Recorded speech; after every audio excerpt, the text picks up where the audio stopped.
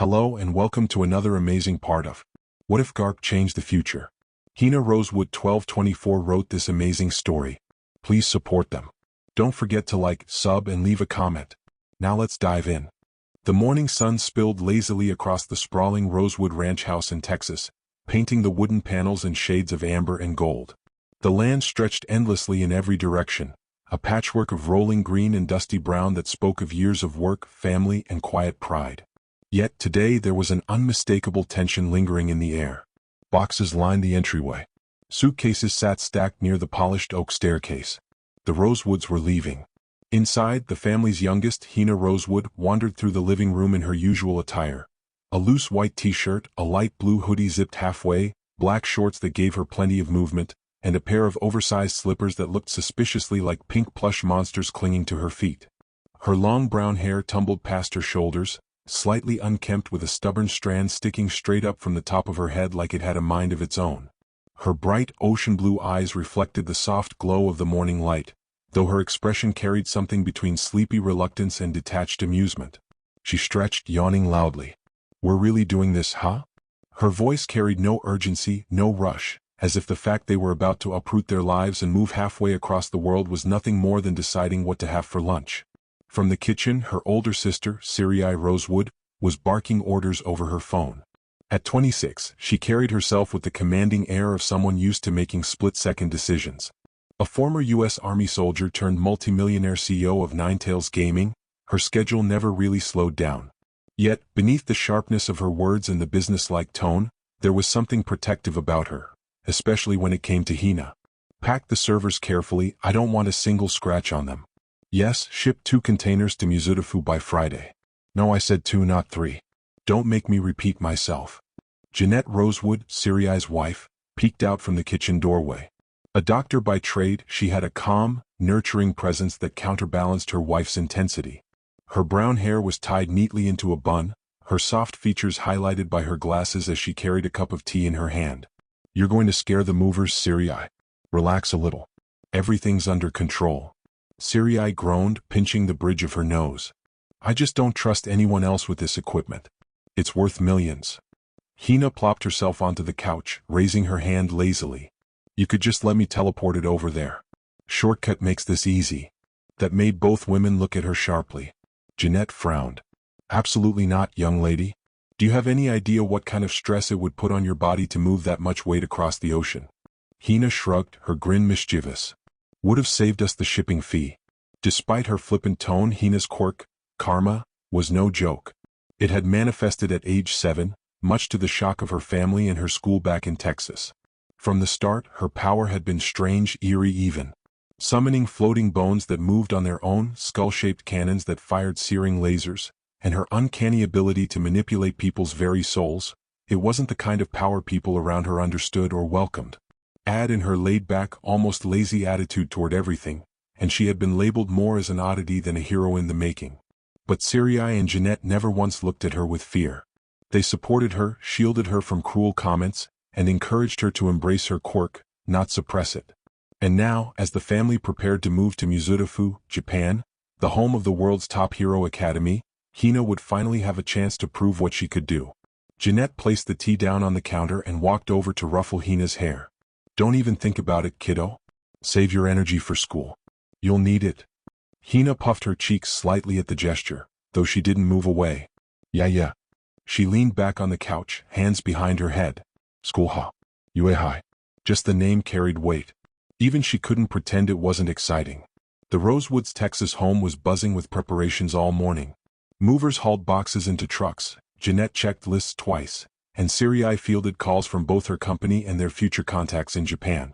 Through it all, Hina floated from room to room like a ghost, sometimes teleporting from the couch to the porch just to avoid being asked to carry something. When questioned, she'd only shrug. "Why use my arms when I've got shortcuts?" By noon, the family car was loaded, the last bag zipped shut, and the movers waved them off. The drive to the airport was quiet at first, only the hum of the engine filling the silence. Hina pressed her forehead against the glass, watching the Texas landscape blur by. Fields, cattle, old gas stations, the endless sky. It had been her home for 16 years. "You'll like Japan," Jeanette said softly from the front seat, glancing back at her. It's beautiful. And UA is the perfect place for someone like you.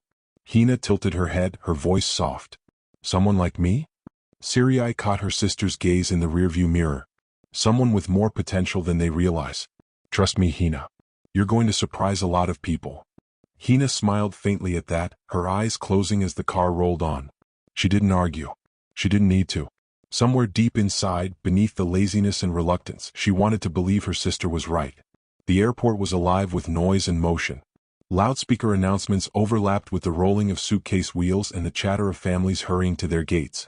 The Rosewoods moved together as a unit, Sirai carrying herself with soldierly precision, Jeanette calmly double-checking passports, and Hina dragging her feet behind them in her plush slippers, drawing amused looks from travelers.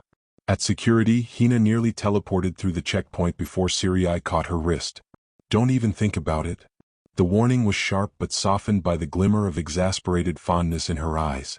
Hina just grinned sheepishly, hands raised in mock surrender. Hours later, they settled into their seats aboard the international flight. Sirai immediately pulled out a laptop, her fingers flying across the keyboard as she managed Ninetales Gaming's affairs. Jeanette flipped through a medical journal, occasionally adjusting her glasses. Hina sprawled across her seat, pulling her hoodie over her head like a cocoon. The hum of the engines filled the cabin as the plane climbed into the sky. For a while, Hina stared out the window at the shrinking Texas landscape, a knot forming in her chest. "Bye, Texas," she whispered, though no one heard her over the engines. Mid-flight, she toyed with her powers in subtle ways. A tiny bone spun lazily in the air above her palm like a coin. She dismissed it quickly when a flight attendant passed, not wanting the wrong kind of attention. Later, when turbulence shook the plane, Hina instinctively teleported her drink back upright before it could spill, earning a chuckle from Jeanette. "Useful, isn't it?" Hina smirked. "Lazy people's dream quirk." Not everyone on the flight was amused, however. A sharp voice cut across the rows. "Excuse me, young lady. Whatever you just did, keep it to yourself. Some of us don't want to sit next to dangerous quirks." A woman in her mid-40s, hair sprayed stiff and lips pursed like she had swallowed a lemon, leaned into the aisle. Her bracelets jingled loudly as she gestured at Hina. "Children like you shouldn't be allowed on international flights unsupervised with powers like that. What if you blow a hole in the plane?" Hina raised her hoodie slightly, one blue eye peeking out. "Relax, lady. If I wanted to blow a hole in the plane, we'd already be skydiving without parachutes." The woman gasped, scandalized, turning toward the flight attendants. "Did you hear that?" She threatened the whole flight. Sirai's laptop snapped shut with an audible click. She rose halfway from her seat, her soldier's glare cutting across the aisle like a blade. "Sit down. Now." Her voice was calm but laced with iron. "That's my sister you're harassing. She's not a threat to anyone here unless you push her to be. Understand?" The woman faltered, lips trembling as other passengers began to glare at her instead. Muttering about standards and quirk safety, she sank back into her seat. Jeanette gently tugged on Sirai's arm, urging her to sit back down. Meanwhile, Hina smirked and turned to the woman with a sing-song whisper.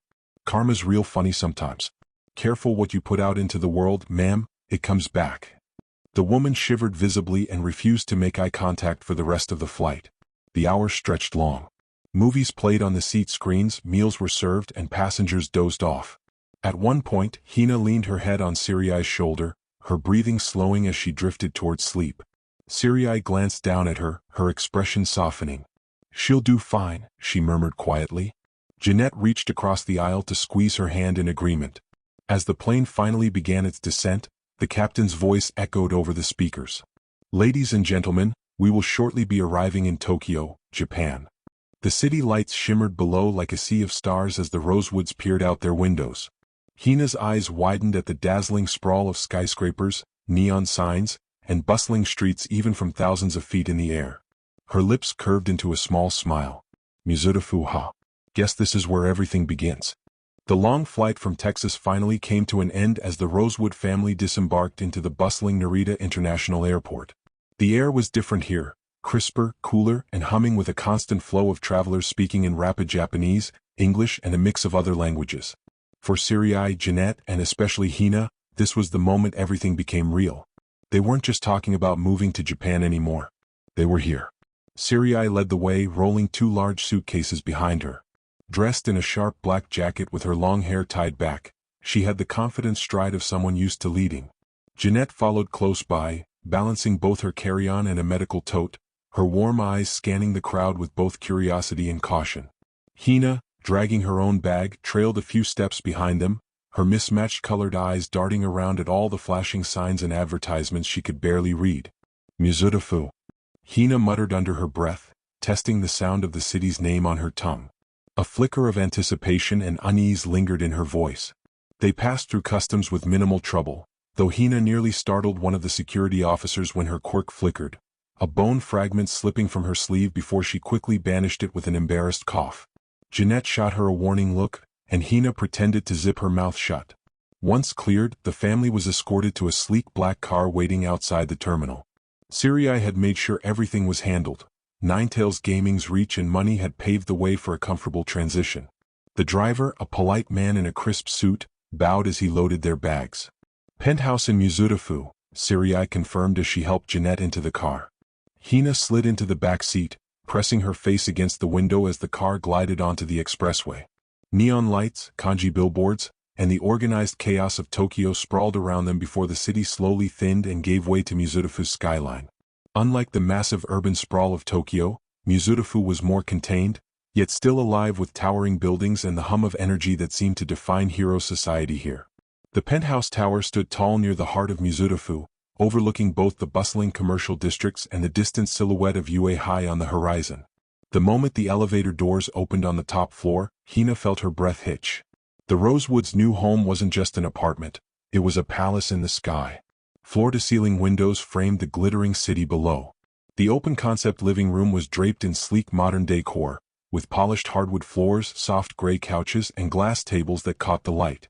A massive kitchen with stainless steel appliances stretched to one side, and down the hallway, several bedrooms awaited them. Damn. Hina muttered, her lazy drawl breaking into awe. Guess it pays to be a CO. Sirai smirked as she dropped her bags onto the couch. Perks of running Ninetales Gaming. Nothing but the best for family. Jeanette chuckled softly, slipping her shoes off by the door. It's beautiful. Big enough that none of us will be stepping on each other's toes. Hina wandered deeper inside, her pink slippers tapping against the polished floor. She stopped at one of the bedrooms, the one that faced west, with a panoramic view of Muzutafu glowing in the evening haze. A small smile tugged at her lips. Yeah, this'll work. Later that night, after unpacking, Sirai and Jeanette called Hina into the living room. Sirai folded her arms, her CEO authority showing even at home. Hina, we didn't bring you all the way to Japan for you to laze around. You're going to apply to UA High.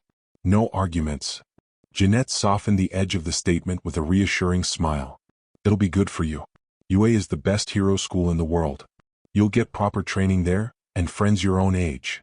Hina groaned loudly, slumping back into the couch as if the weight of the request alone drained her energy. Do I have to do it right now? I just got here. Can't I nap for a year first? Now, Sirai insisted, sliding a tablet toward her. Grumbling under her breath, Hina began filling out the application form, half-heartedly pecking at the screen with one finger while yawning. She skipped through some of the questions with lazy shrugs, answering with minimal effort. Jeanette leaned over her shoulder to make sure she wasn't deliberately sabotaging it. Despite her reluctance, the application was eventually completed. Hina tossed the tablet aside with a dramatic flop onto the couch. There. Happy? Can I go back to being a useless sack of bones now? Sirai smirked knowingly. For now. But you're in Muzutafu now, kid. Life won't let you stay lazy forever. As they began to settle in for the night, the reality of their move deepened. Outside, Muzutafu pulsed with life. Heroes on patrol darting across rooftops, civilians hurrying through the streets, and the distant sound of sirens reminding them of the world they had just stepped into. 2 days passed in a blur of unpacking, jet lag, and quiet evenings spent gazing at the skyline. Then one afternoon the intercom chimed. When Sirai answered, her brows arched in surprise. Standing in the lobby and requesting to be let up was none other than Nizu, the principal of UA High himself, a small figure in his tailored suit, his ever-present smile betraying an intelligence that seemed to fill the room even before he entered. Nizu was welcomed into the penthouse with tea, offered politely by Jeanette. Perched neatly on the couch, his tiny paws folded over each other, he gave Hina an appraising glance that made her squirm in her seat. So, Nizu began, his voice bright and chipper, "You're Hina Rosewood. I've read your application. Short answers, rushed handwriting on the signature. It practically screamed asterisk, please let me nap instead. Asterisk. Hina's face flushed red. Hey, I filled it out, didn't I? That counts for something. Nizu chuckled, sipping his tea. Indeed it does. Laziness, however, doesn't always equate to incompetence. Your quirk is unusual. Bone manipulation with a hint of something stranger, yes? A magic I've seen referenced in certain files but rarely encountered firsthand. Hina scratched the back of her neck. Yeah, bones and stuff. Kinda spooky. Kinda funny too. Like I can pull a femur out of nowhere and make a humorous joke. Get it? Femur, humor. Jeanette groaned, burying her face in her hands. Not the puns. Nizu's ears perked, and to everyone's horror, he laughed. Marvelous. A girl after my own heart. Wit and unpredictability are powerful tools. Though, I dare say, perhaps focus and discipline should follow close behind. Sirai leaned forward, her sharp eyes studying Nizu. What do you really think, Principal? Can she handle Yue? Nizu tilted his head. That depends. Hina clearly has ability. What she lacks is drive.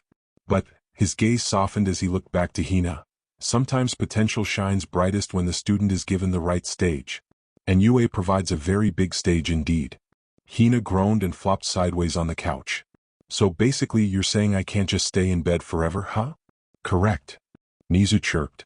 But you may rest assured Yue has plenty of room for naps after training, studying, and saving lives. Jeanette giggled softly at the image, while Sirai shook her head with a sigh. Despite themselves, both women were a little reassured. He placed his teacup down with finality and stood, his tiny form radiating authority. Hina Rosewood, I officially invite you to take Yue Hai's entrance exam. Prove to me, and to yourself, that you can rise above both laziness and limitation. The world needs heroes who can laugh, rest, and still stand tall when the time comes. The room fell into silence. Jeanette's eyes glistened with pride, while Sirai gave a small, approving nod. Hina blinked, wide-eyed, before muttering under her breath, guess napping through life isn't an option anymore, huh? Nizu grinned, his sharp teeth flashing. Not at Yue, my dear. But perhaps if you play your cards right, you'll earn the most comfortable nap of all, the one after victory. Hina shifted a little, biting her lip before speaking up. Wait. Before you go, you should probably know exactly what my quirk does. Nizu tilted his head, curious. Oh, I'd love to hear it in your own words. She nodded, sitting forward with a seriousness that cut through her usual laziness. It's called karma. She began ticking her fingers one by one as she explained. First, bone summoning. I can pull bones from thin air and make them move fast, like projectiles or platforms. They don't hurt much individually, but the patterns are tough to dodge. Second, gaster blasters. Big floating skull cannons that shoot lasers. Kinda dramatic, I know. Third, soul manipulation. Blue mode. I can grab a person's soul with an aura and restrict how they move, like forcing them to only jump, or even tossing them around. Then there's karmic retribution. My attacks leave this lingering mark. A pink bar that eats away at enemies over time, especially if they've done bad stuff. The worse they are, the harder it hits. Finally, shortcut. Basically teleportation. I can move myself, other people, or even my attacks around. Handy for dodges, or naps. Her tone softened as she admitted, but there are drawbacks. I'm lazy. Or more like, my quirk makes me lazy. It drains me and leaves me sluggish. And my stats? Low strength, low defense. I'm all speed and trickery, no brute force. That's why I come off the way I do. Nizu listened intently, his paws folded, his sharp eyes glittering with fascination. When she finished, he gave a slow, approving nod. A quirk with such versatility, balance, and moral weight, paired with such honest self-awareness. Remarkable. You may lack raw force, Hina Rosewood, but you possess the kind of power that shapes battles, and people's fates. That, to me, is far more compelling than brute strength. His smile widened, teeth glinting. Yue would be fortunate to test such a quirk, and fortunate to teach its wielder. With that, the principal of Yue High bid them farewell, leaving the Rosewood's penthouse filled with both nerves and excitement. Hina's future was set on a new course, whether she was ready or not. 10 months slipped by in a blur of naps, snacks, and minimal effort. Despite Sirai and Jeanette's best attempts to push her into training or studying, Hina managed to perfect only 2 things during her time in Yuzurifu: sleeping at odd hours and raiding the penthouse fridge. Her quirk-fueled laziness had become something of a legend within the household. But all things come due, and today was no exception. Up. Siriai's sharp voice cut through the soft haze of morning as she threw open Hina's curtains. The winter sunlight of February spilled across the room, stabbing directly into her mismatched eyes. Hina groaned, pulling the blanket over her head. 5 more minutes? No. Today is Yue's entrance exam. Siriai tugged the blanket right off her. You've had 10 months of 5 more minutes. It ends now. With a dramatic whine, Hina rolled out of bed and sat on the floor like a discarded ragdoll. Her hair was a mess, her eyes only half open. Still, she eventually dragged herself to her feet and shuffled toward her dresser. When she emerged a few minutes later, she was dressed in her standard lazy girl attire, her blue jacket hanging slightly crooked over a plain white t-shirt, a pair of loose basketball shorts, white socks, and her infamous pink slippers. Jeanette peeked in from the hallway, suppressing a laugh. You're really going to wear that to Yue?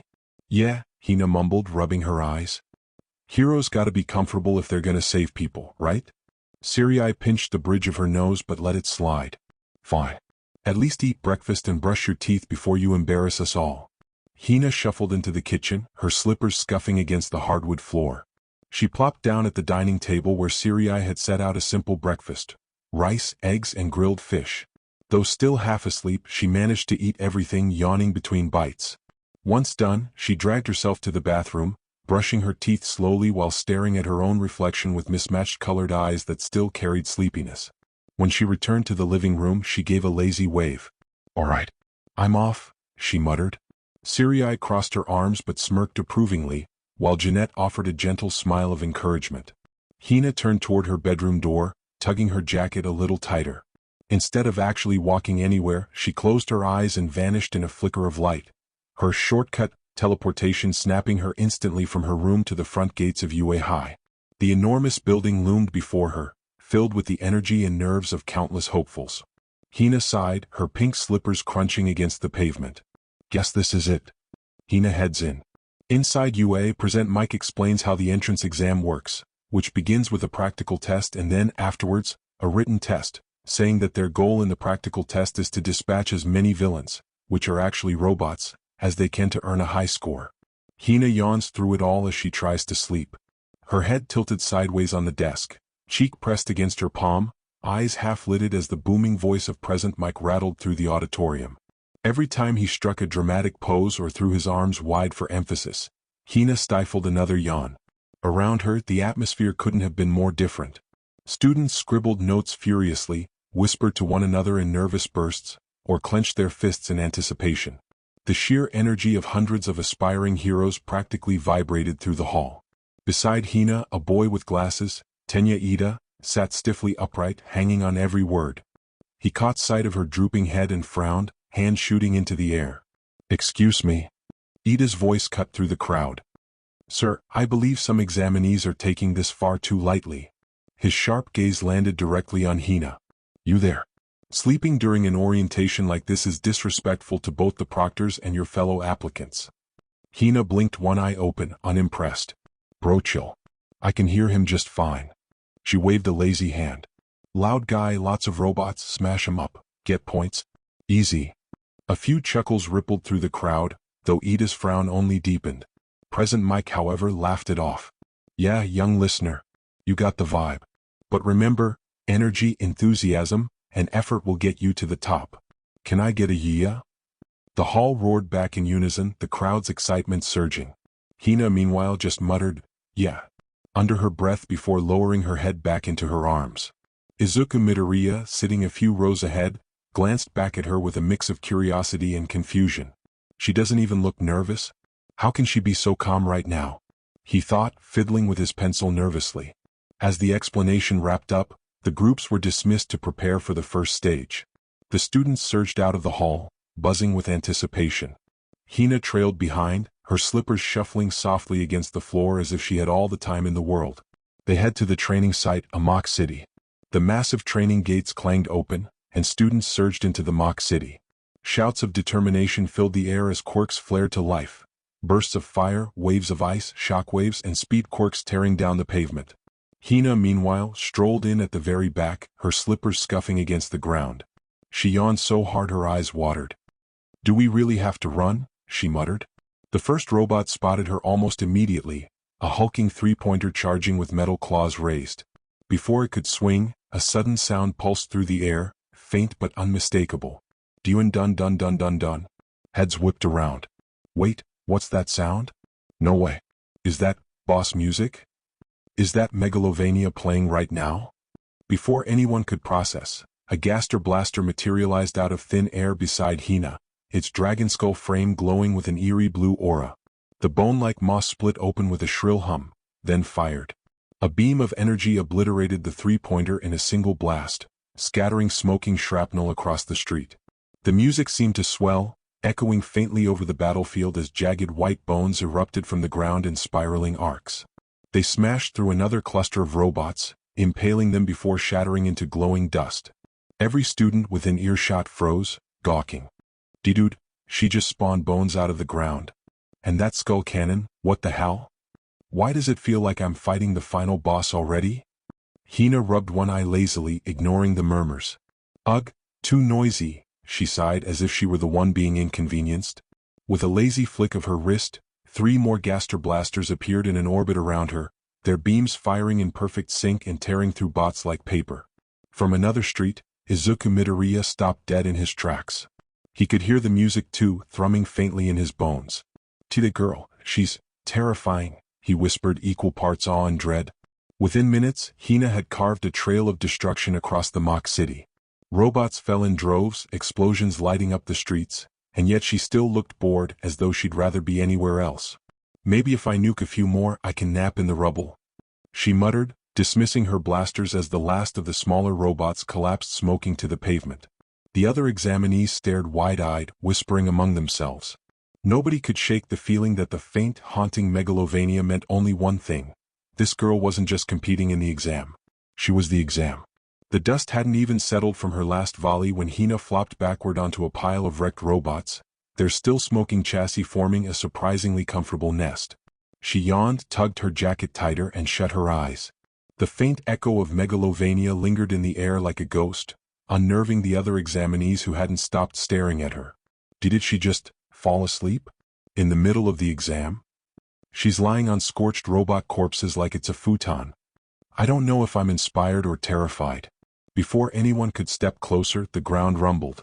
A tremor shook the mock city as the exam's true challenge arrived, the zero-pointer. The colossal machine loomed over the skyline, each step smashing pavement into craters. Its towering shadow engulfed the battlefield, drawing screams and panic from dozens of students. Present Mick's voice echoed across the speakers. And there it is, folks. The zero-pointer bot. Big, bad, and worth. Wait for it. Absolutely 0 points. Remember, it's just an obstacle. 0 points? Someone cried. Then why unleash a monster like that? Forget points, I just want to survive. Another wailed as they bolted. While chaos erupted, Hina remained sprawled across her throne of broken machines, snoring softly. The tremors barely jostled her. A crushed robot hand slid off her pillow, but she only shifted slightly, muttering, 5 more minutes? Izuku Midoriya, meanwhile, stood frozen as he saw Achiko Uraraka trapped beneath rubble, the zero-pointer bearing down on her. His heart pounded, panic rising, until he clenched his fists, resolve igniting. The scene played out just as it had in the anime. Izuku sprinted forward, pushing his body past its limits. He leapt, fist raised, and with a scream tore into the zero-pointer's head with a devastating smash. Metal crunched, the giant collapsed, and the battlefield shook with its fall. Students shielded their eyes from the dust storm, gasping at his reckless bravery. From her robot bed, Hina cracked one eye open. She stared blearily at the smoking husk of the zero-pointer, then at the broken green-haired boy plummeting toward the ground. Show off, she mumbled. Then she promptly shut her eyes again, deciding she'd already done enough to secure the top score. When Recovery Girl rushed in to tend to the wounded and faculty members began wrapping up the test, most examinees still whispered about 2 things. The insane boy who shattered his body to take down a titan, and the girl who turned the battlefield into a video game boss arena, then had the audacity to nap through the finale. The following week, Muzutafu felt quieter than usual. For most UA hopefuls, the entrance exam had been a nightmare replaying in their heads, giant robots, last-second saves, and the looming fear of rejection. For Hina Rosewood, it had just been another nap. She was sprawled across the penthouse couch, one leg dangling off the side, while Sirai scrolled through her tablet with the patience of a saint and Jeanette brewed tea. Hina, Sirai said flatly, you've been asleep for 12 hours. Again. Hina mumbled something incoherent, rolled over and pulled a pillow over her head. Before Sirai could scold her further, the doorbell rang. Jeanette perked up. Ah, that must be the results. She hurried to the door and returned with a slim, sleek envelope marked with the UA insignia. At once, Hina's mismatched eyes peeked out from under the pillow. Oh, guess I passed, she said, sitting up lazily. You don't know that yet, Sirai snapped, thrusting the envelope into her hands. Open it. Hina tore the seal slowly, like it was a chore, and a small disc clattered into her lap. A holographic image flared to life, revealing none other than All Might himself. Young Rosewood, boomed the symbol of peace larger than life. His voice filled the penthouse, making Jeanette nearly drop her teacup. Hina yawned. Oh hey, big guy's in my living room. All Might continued, his trademark grin wide. Congratulations. You passed the UA entrance exam. Not only did you demonstrate remarkable control over your unique quirk, but you also earned the highest score of all applicants. The hologram flickered to show footage from the exam, the battlefield carpeted in smashed robots, a ring of Gaster blasters orbiting lazily while Megalovania thundered in the background. The faculty murmurs could be faintly heard. What is that sound? Is she summoning music as part of her quirk? No, that's just her. Apparently she carries boss themes with her. Terrifying. Nizu's cheerful voice cut in. We couldn't ignore such creative efficiency. Though you might want to work on the part where you fell asleep during the zero-pointer event. The screen shifted briefly to show Izuku Midoriya's desperate smash against the Titan, his bones shattering as he saved Achiko. Recovery Girl's lecture followed in the background. All Might leaned closer, beaming. Know this, young one. Being a hero isn't just about strength, but spirit. You and Midoriya both impressed us, though in very different ways. That said, we look forward to seeing how your unique brand of heroism develops at UA High. The hologram clicked off. Hina blinked, then leaned back into the couch. Knew it. Sirai buried her face in her hands. Jeanette, however, clapped her hands together with a soft laugh. Congratulations, Hina. You're officially a UA student. Cool, Hina muttered, already lying back down. Wake me up when classes start. Sirai's eyebrow twitched. You start in April. 5 more minutes.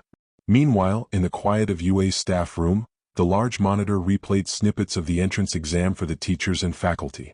Robot after robot was torn apart, crushed under walls of summoned bones or blasted into smoking scrap metal by glowing dragon skull cannons.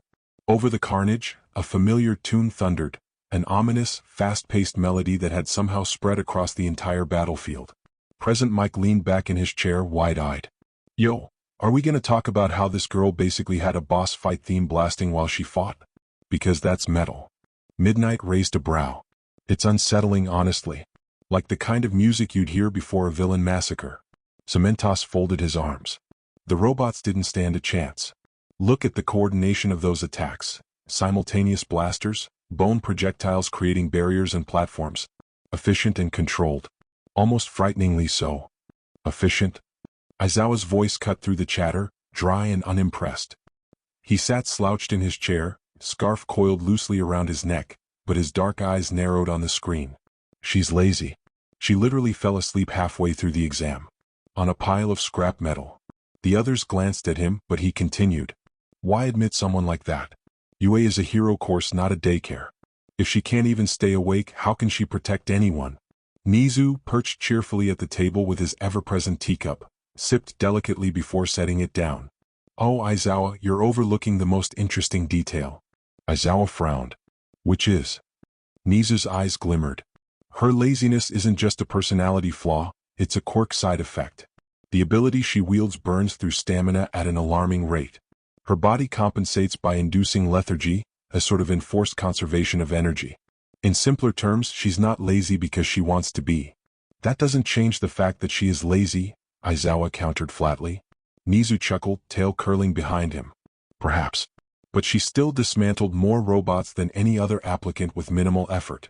Raw efficiency, strategic instinct, and a quirk that seems tailored to overwhelm opponents. You saw it yourself, didn't you? That battlefield was uniquely hers. All Might, standing near the screen, crossed his arms thoughtfully. She has power. No doubt. But whether she can become a hero will depend on her spirit, and if she chooses to use that power to help others, rather than just nap her way through life. Aizawa grunted, tugging his scarf tighter. I'll believe it when I see it. If she ends up in my class, she'll either shape up, or she's gone. Nizu smiled wider, his teacup steaming. Oh, I have no doubt she'll surprise us all. The monitor switched to another recording. Izuku Midoriya's desperate dash toward the zero-pointer, his bones shattering as he saved Achiko Uraraka. The staff room grew quiet, and many of the teachers were moved by the sheer selflessness of his act. 2 applicants. 2 extremes. One reckless to the point of destruction. The other is powerful yet too lethargic to care. And both somehow had earned their place at UA. Back at the Rosewood penthouse, Hina sprawled on the living room couch with her controller balanced lazily in one hand. The TV's glow lit up her mismatched eyes as the game finally reached its most infamous moment. The jaunty, deceptively playful music kicked in. A skeleton in a blue hoodie stepped onto the screen. Sans. Hina smirked and tilted her head, the same grin plastered on her face as the characters. Hey, it's me. From the kitchen, Sirai leaned against the doorway, arms crossed. Honestly, I can't tell if you're joking or if you actually believe that. Jeanette, sitting primly on an armchair with a teacup in hand, chuckled softly. Well, she does have the jacket, the slippers, the lazy attitude, the bone attacks. She gave Hina a knowing smile. I'd say the resemblance is uncanny. Hina yawned, unbothered. Don't forget the part where I let other people do all the work while I nap. Sirai groaned, rubbing her temples. Yeah, except Sans is supposed to be some kind of secret genius. You spent 10 months eating snacks and stealing my blankets. Jeanette hid a laugh behind her teacup. To be fair, Sans also takes naps. And plays pranks. And, well, maybe she is closer to him than we thought. On the screen, the game's dialogue continued, Sans' text box smile echoing Hina's own grin. She tapped a button and murmured again, half to herself and half to her sisters. Yeah, it's me. Come April, the UA academic year begins. The penthouse was unusually busy that morning. Sirai stood with her arms crossed, tapping her foot impatiently, while Jeanette fussed with a brush in her hand. On the couch sat Hina, her expression one of pure misery. She tugged uncomfortably at the gray blazer of UA's standard uniform, the red tie hanging loose and uneven around her neck. The dark skirt brushed against her knees, and the brown loafers already pinched her feet. I hate this, she muttered, tugging at the collar as if it were strangling her. This is like anti-comfort. You're going to wear it, Sirai said firmly, arms tightening across her chest. You can't roll into UA in a hoodie and slippers. Not on the first day. Jeanette, ever the gentle one, tried to soften things. You actually look very cute in it, Hina. It suits you. She carefully adjusted the tie, ignoring Hina's pout. Cute doesn't save lives, Hina grumbled. Slippers save lives.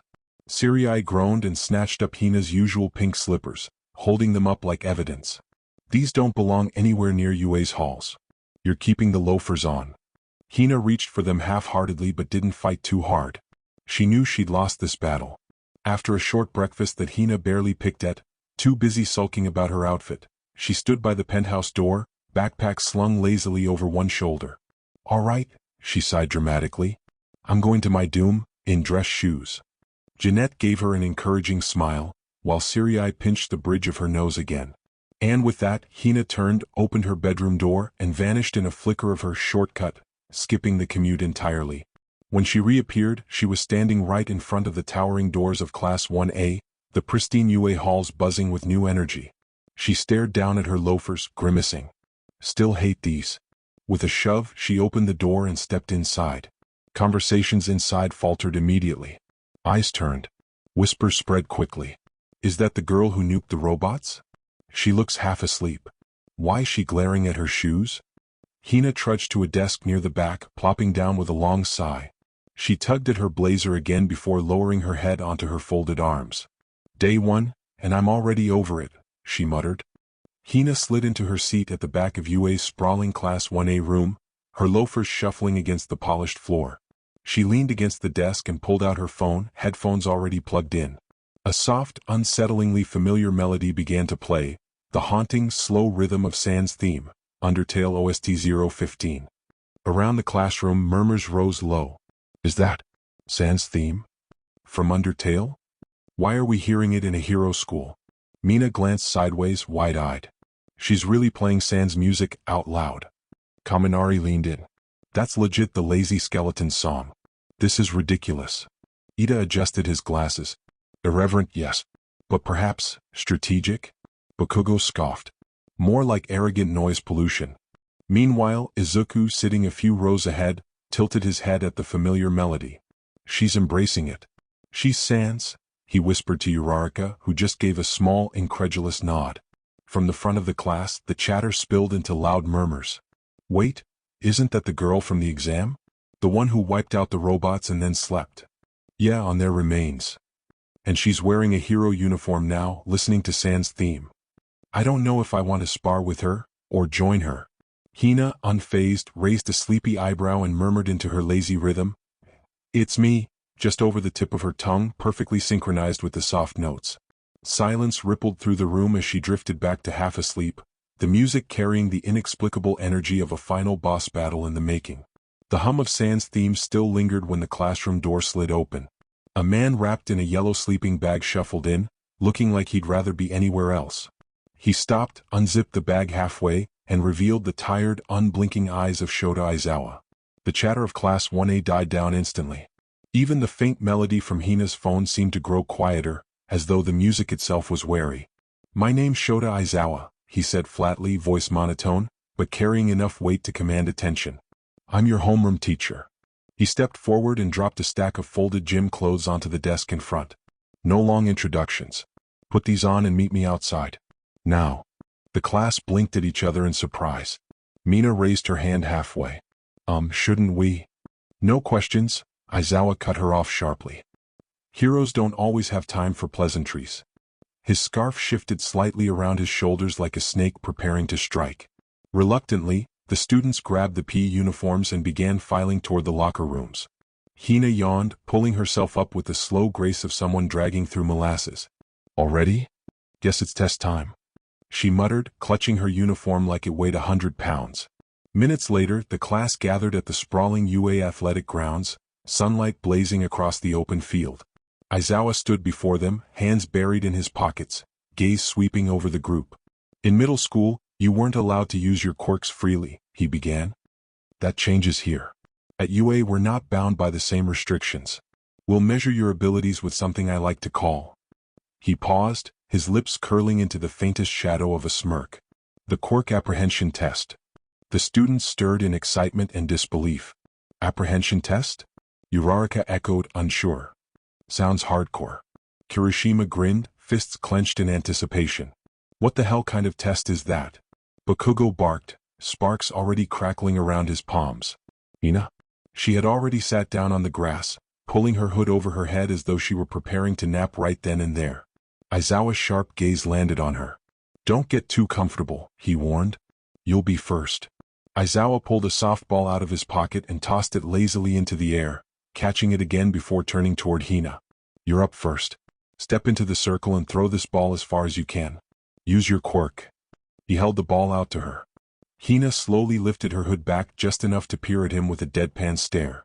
Her messy hair fell into her face as she blinked once, twice. Then she tilted her head like he had just asked her to run a marathon blindfolded. You're kidding, right? She asked flatly. Aizawa didn't blink. No. Hina sighed and tugged at her sleeves. Yeah, no. Not happening. Physical activities? Impossible for me. She leaned back a little and jabbed her thumb at her own chest. This body doesn't throw. It sleeps, eats, and occasionally summons scary stuff. That's about it. The rest of Class 1A gawked, whispers spreading like wildfire. Did she just say she can't throw? Mina whispered, half laughing. Bro, is she serious? Kaminari scratched his head. She sounds lazier than me on a Sunday. Kirishima muttered. Bakugo clenched his fists. The hell did she come here for if she's just gonna complain? Hina glanced lazily at him, unimpressed, before curling her fingers in mock air quotes. Quirk test. Not sports festival. Big difference. Aizawa's scarf twitched. He squinted at her with his usual unimpressed glare, though the corners of his lips threatened to curl in the faintest smirk. You'll throw. With or without complaining. That's an order. Hina groaned like the weight of the world had just been dumped on her shoulders. Fine. But if I strain a muscle, I'm blaming you, Scarf Man. She finally trudged into the circle, the ball dangling from her hand like a sack of sand she wanted to drop immediately. Hina stood in the circle, the softball hanging limp in her hand. She gave Aizawa the laziest side eye imaginable. Don't expect much, she mumbled, giving the ball a half-hearted toss. Plop. The ball arced through the air with all the grace of a dropped potato, landing only about 10 meters away before bouncing to a sad stop. The entire class fell silent. Was that it? Kaminari blinked. I think my grandma could have thrown farther. Mina exploded immediately. Are you kidding me? His hand sparked as he shouted across the field. 10 months of lazing around and that's all you can do. Hina yawned, unbothered, and waved dismissively. Told you. Physical activity's impossible for me. Aizawa pinched the bridge of his nose, muttering something under his breath. Then he looked at her directly. Use your quirk. Now. Hina flinched ever so slightly, then rubbed the back of her neck. You really don't let a girl slack, huh? The class leaned forward, curiosity spiking. Hina sighed, holding the ball up like it weighed 10 times more than it actually did. Fine, if you insist. She flicked her wrist. A glowing white glyph split open in the air, and from it, a massive dragon skull-shaped cannon rose, jaws crackling with violet energy. The class gasped, several stepping back as the cannon hummed with power. What the hell is that? Kaminari yelped. Is that even legal? Ida demanded, adjusting his glasses, and Oa's eyes widened despite himself. The hell kind of quirk? Hina casually dropped the softball into the Gaster Blaster's maw like she was tossing trash into a bin. Okay, buddy. Do your thing. Fush. The beam fired with an earth-shaking roar, the ball vanishing into the sky in a streak of white light until it was swallowed by the clouds, and then gone completely. Everyone shielded their eyes from the blast, blinking back at the now empty heavens. On Aizawa's phone, the score screen blinked. Infinity. The class erupted in chaos. No way. Mina shouted. She broke the machine? Ojiro gawked. Orbit. She just launched it into orbit. Tokoyami said gravely. Bakugo looked like he was about to explode into another dimension. Damn lazy bones. Meanwhile, Hina yawned and stretched, running shoes shuffling against the dirt. See? Quirk makes it easy. Can I nap now? Aizawa just stared at her, his scarf twitching slightly. This year is going to give me a migraine. Aizawa rubbed his temples and moved them along. Softball throws over. Next, 50-meter dash. The students lined up at the track. Ida practically gleamed with excitement, thrusters roaring. Beside him, Hina slouched to the line, hands stuffed in her pockets. Ready, go. Ida blasted forward in a blur, jet engines screaming. Hina? She shuffled, shoes scuffing the ground. By the time she finally crossed the finish line, Ida was already cooling down from his sprint. Time, 0.8 seconds for Ida. Time, 17.4 seconds for Rosewood. Aizawa's tone was as flat as his expression. Good cardio for me, Hina muttered, yawning. Standing long jump. The others leapt with varying degrees of success. Mina clearing a solid distance, Bakugo blasting himself across the sand pit. When it was Hina's turn, she stared at the line, sighed, and gave a pitiful hop forward. Her shoes barely left the ground, landing her less than half a meter ahead. The silence was deafening until Kaminari snorted. That's the saddest jump I've ever seen. Shut up, Hina mumbled, flopping backward into the sand like it was a bed. I participated. Isn't that enough? Grip strength. Kirishima flexed like he was showing off for a bodybuilding magazine, scoring high. Momo calmly beat him by several points. When Hina grabbed the device, she squeezed like she was trying to open a jar she didn't really care about. 12 kilograms. That's not even average. Achiko said carefully. Hina muttered, releasing the handle. Bones are for show, not for gym class. Side-to-side steps. Most of the class broke a sweat. Hina stepped once, twice, and then stopped entirely, arms dangling as she leaned against the wall like she was about to nap standing up. Aizawa's hair twitched. She's not even. By the end of it, her scores looked abysmal across the board. The only exception. The softball throw, still glowing infinity at the top of the chart. The other students whispered in disbelief, some sneaking glances at her like she was an enigma. Unbelievable. Ida muttered. Her physical results are atrocious. Yet that score. Hina just flopped down on the ground. Wake me up when it's lunchtime. Aizawa exhaled slowly, scarf twitching around his shoulders. I'm going to regret letting Nizu talk me into this. The last test wrapped up, leaving the students huddled together in nervous whispers. Sweat still clung to most of them, nerves buzzing after such an intense battery of trials. Aizawa stood silently, scanning each face with that same tired, half-lidded stare. Finally he spoke. Good. I've gathered enough data. Everyone leaned forward. And now the real kicker. His scarf shifted as his expression hardened. The student who places last in total points will be expelled. Immediately. The class erupted. What? That's not fair. We just got here. Ida raised a trembling hand, outraged. Sensei, surely you can't. But Aizawa ignored the protests. His eyes landed squarely on Hina, who was sprawled on her back in the grass, using her jacket as a pillow. She gave a little yawn, then propped herself up just enough to look at him. So what? She said flatly, her mismatched eyes half-lidded. Expel me. That just means I get to nap at home instead of here. The class fell silent, several jaws dropping. Aizawa's eyebrow twitched. You don't even care? Nope, Hina replied with the deadest deadpan he'd ever heard. She sat up just enough to scratch her head before continuing, monotone as ever. Besides, it's not like I was hiding it. My quirk makes me lazy. And the second drawback.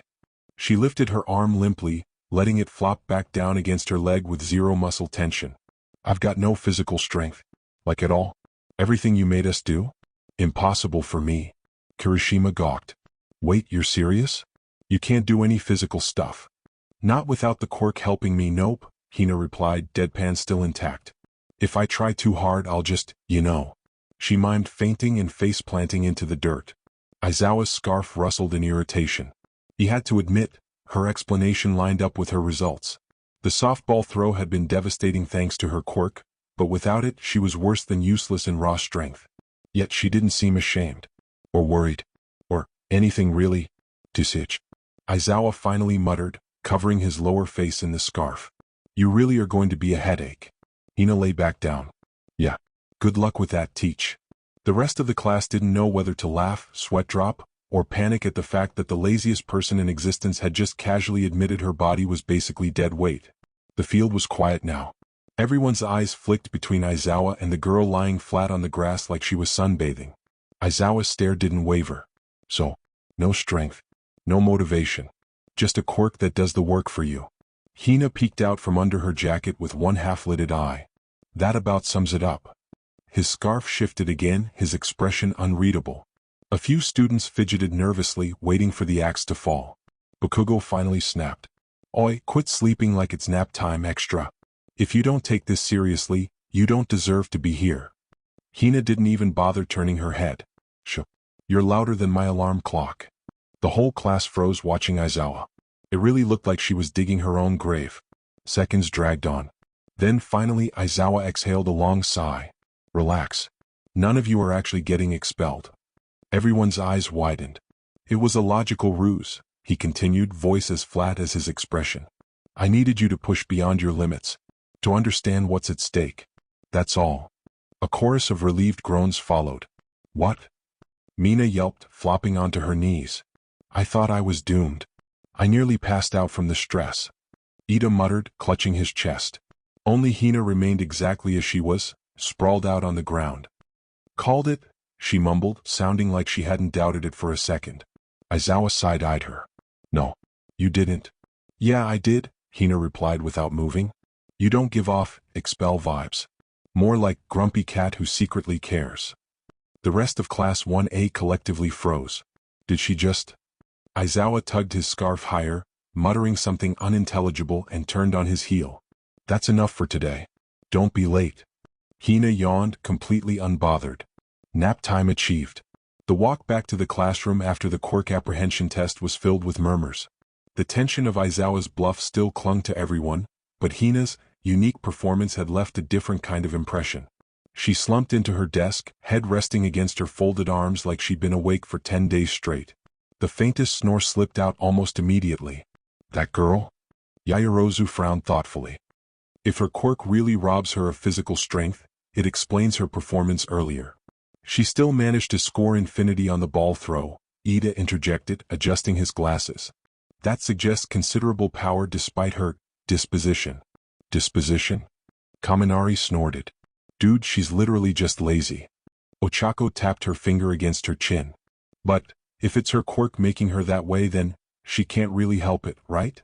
Doesn't change the fact she was snoozing while we were busting our butts out there, Jera muttered, leaning back in her chair. From the back of the room, Mineta had his chin propped on his desk, staring at Hina's chest where her head rested just above it. He whispered to himself, a grin spreading across his face. Napping like that, bet I could sneak a peek. Say that again and I'll cave your head in. Ciro, of all people, didn't even look at him as he said it, rolling tape between his fingers. Mineta froze, sweating bullets. I wasn't gonna. Honest. Across the room, Bakugo clicked his tongue, glaring at Hina. She's a damn joke. Don't care if it's her quirk or not. If she doesn't step it up, she'll drag us all down. Oi, don't be mean. Kirishima barked back.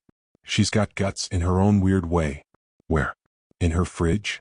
Bakugo snapped. The whole class snickered at that, but Hina didn't stir. She remained fast asleep, undisturbed by either the judgment or the laughter. Finally, the door slid open, and Aizawa trudged in with his usual dead-eyed expression. Homeroom's over. Get lost. The students blinked. That's it? Mina asked. No, like, uplifting speech or good job today, class? No, Aizawa replied bluntly, already gathering his sleeping bag. A wave of collective sighs rippled through the room, but bags were packed and chairs scraped against the floor. Everyone filed out in groups, chatter buzzing about quirks, first impressions, and the mysterious, perpetually napping girl who had already become the strangest puzzle in 1A. Hina? She didn't move. Not even as the last student left. Her soft snores filled the now empty room. With a flicker of light and a sound not unlike a soft pop, Hina vanished from her classroom seat. She reappeared in the middle of her penthouse living room, landing face first on the couch like a dropped rag doll. Home, she muttered into a pillow, not bothering to kick off her shoes. From the kitchen, Jeanette peeked out, her ears twitching. Hina? You're back already? How did it go? Hina rolled over, half her hair sticking up like she'd been static shocked. I survived. That's all that matters. Sirai emerged a moment later, crossing her arms as she looked Hina over. You smell like gym mats. Ugh, don't remind me, Hina groaned, dragging the pillow over her face. Jeanette and Sirai exchanged a glance. Sirai shook her head, muttering, figures. Jeanette, ever the gentler one, smiled warmly and patted over to pat Hina's head. Still, we're proud you went. Even if you, did it in your own way. Own way? Sirai scoffed. You mean half-assing everything and napping in the middle of tests? Shoo, Jeanette hushed, continuing to stroke Hina's messy hair. She tried. Hina didn't answer. She was already snoring softly again. Later that night, the penthouse was quiet save for the faint hum of the city outside the wide windows. The three of them sat around the low table in the living room. Jeanette with tea, Sirai scrolling on her phone, and Hina sprawled across the couch with a bowl of instant ramen balanced on her chest. So, Jeanette broke the silence. What was it like? Hina slurped her noodles, then replied without much enthusiasm. Robots. Tess. Teacher tried to kick us out. I napped. That's not a description, Sirai said flatly. It's the only one you're gonna get. Sirai gave her a long, critical look, then leaned back in her chair. You know, most people would be excited. Bragging about how they made it into the most prestigious hero school in Japan. Too much work, Hina mumbled, fishing another noodle strand into her mouth. Jeanette giggled softly behind her tea. Honestly, I think she made a bigger impression than she realizes. Hina blinked slowly, raising a brow. What do you mean? You're different, Jeanette said with a little shrug. They've probably never met someone like you before. Lazy or not, they'll remember you. Hina stared at her for a moment, then let her head flop back against the couch cushion. Hope they remember me for sleeping. Sirai groaned and muttered, You're impossible. Jeanette only smiled. The night stretched on like that. Quiet conversation, the clink of teacups, and Hina's soft snores breaking up the peace of the penthouse. The next day at UA began quietly enough. Math, literature, and the typical lectures filled the morning, and for a moment Class 1A could almost forget that they were training to be heroes. But when the afternoon bell rang, the atmosphere shifted. Hero basic training. The door slammed open with a thunderous crash, and in strode All Might in his Silver Age costume. His booming laugh rattled the classroom windows. I am coming through the door like a normal person. Excitement buzzed instantly among the students. Nearly everyone sat up straighter, eyes sparkling at the symbol of peace himself. Nearly everyone, except Hina, who was slouched against her desk, one cheek pressed to her palm. Her mismatched eyes half closed, she muttered flatly, too loud. All Might, undeterred, flung his cape dramatically. Today we begin one of the cornerstones of your UA education, combat training. And what sort of training would it be without proper attire? Behold, your hero costumes. The wall slid open, revealing neat rows of numbered suitcases. Suit up, young heroes. The locker rooms buzzed with chatter, laughter, and anticipation as the students changed. When they finally regrouped at ground beta, the scene could have been out of a manga panel. Everyone showed off their unique designs. Ida's gleaming armor, Yaoyorozu's regal battle dress, Bakugo's explosive gear, and Ishido's vibrant pink ensemble. Then came Hina. She walked out in the same outfit she always wore. Blue jacket, white t-shirt, black basketball shorts, white socks, and her trademark pink slippers. No cape, no armor, no flashy accessories. But if one looked closely, there was a difference. Faint lines of reinforcement glowed subtly along the seams of her clothes, proof of the enhancement modifications. The fabric didn't tear, scorch, or wear down. Her slippers alone were now more durable than tank treads. Wait, that's it. Kaminari blurted. Those are pajamas. Ishido added. Bakugo's eye twitched. Are you kidding me? Hina yawned, hands buried in her jacket pockets. My outfit's fucking enhanced. It's fine. Slippers though? Jairu asked dryly. They're comfortable. Heroes deserve comfort. Hina said without blinking. Mineta made a pervy comment under his breath about loose and easy to slip off outfits, and promptly got decked in the back of the head by Jairu's earphone jack. All Might, however, only beamed. Yes, splendid. A hero's costume reflects their spirit, and this shows that Rosewood truly fights in her own way. Hina blinked once. Sure. Let's go with that. The students gathered around as All Might explained the exercise, his voice booming across the training grounds. You will be split into pairs, 10 teams total. In each match, one team will play the villains, guarding a nuclear weapon. The other team will be the heroes tasked with stopping them. Heroes win if they capture the villains or secure the weapon. Villains win if they keep the core safe until time runs out, or capture the heroes themselves. The class buzzed with excitement, whispering strategies and glaring at rivals. Hina crouched off to the side, idly fiddling with her slipper while mumbling, "Sounds like work?" All Might stood tall before the class, holding up the box of lottery balls. Now then, young heroes. It's time to form your teams for today's battle trial. One by one the students drew lots. Midoriya ended up paired with Uraraka, Bakugo with Ida, Todoroki with Yaoyorozu, and so on. Soon 10 full teams had been drawn. Then, silence.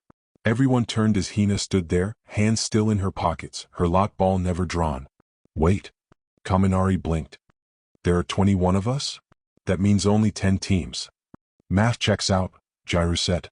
Oh crap, we do have an odd one out, Siro added. All Might froze, sweat dripping comically down his cheek as he counted again.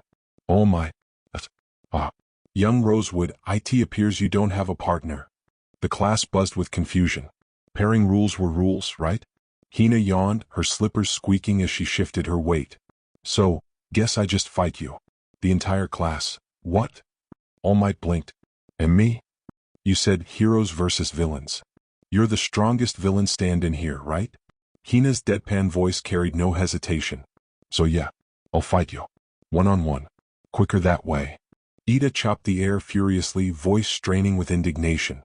Such behavior is unacceptable.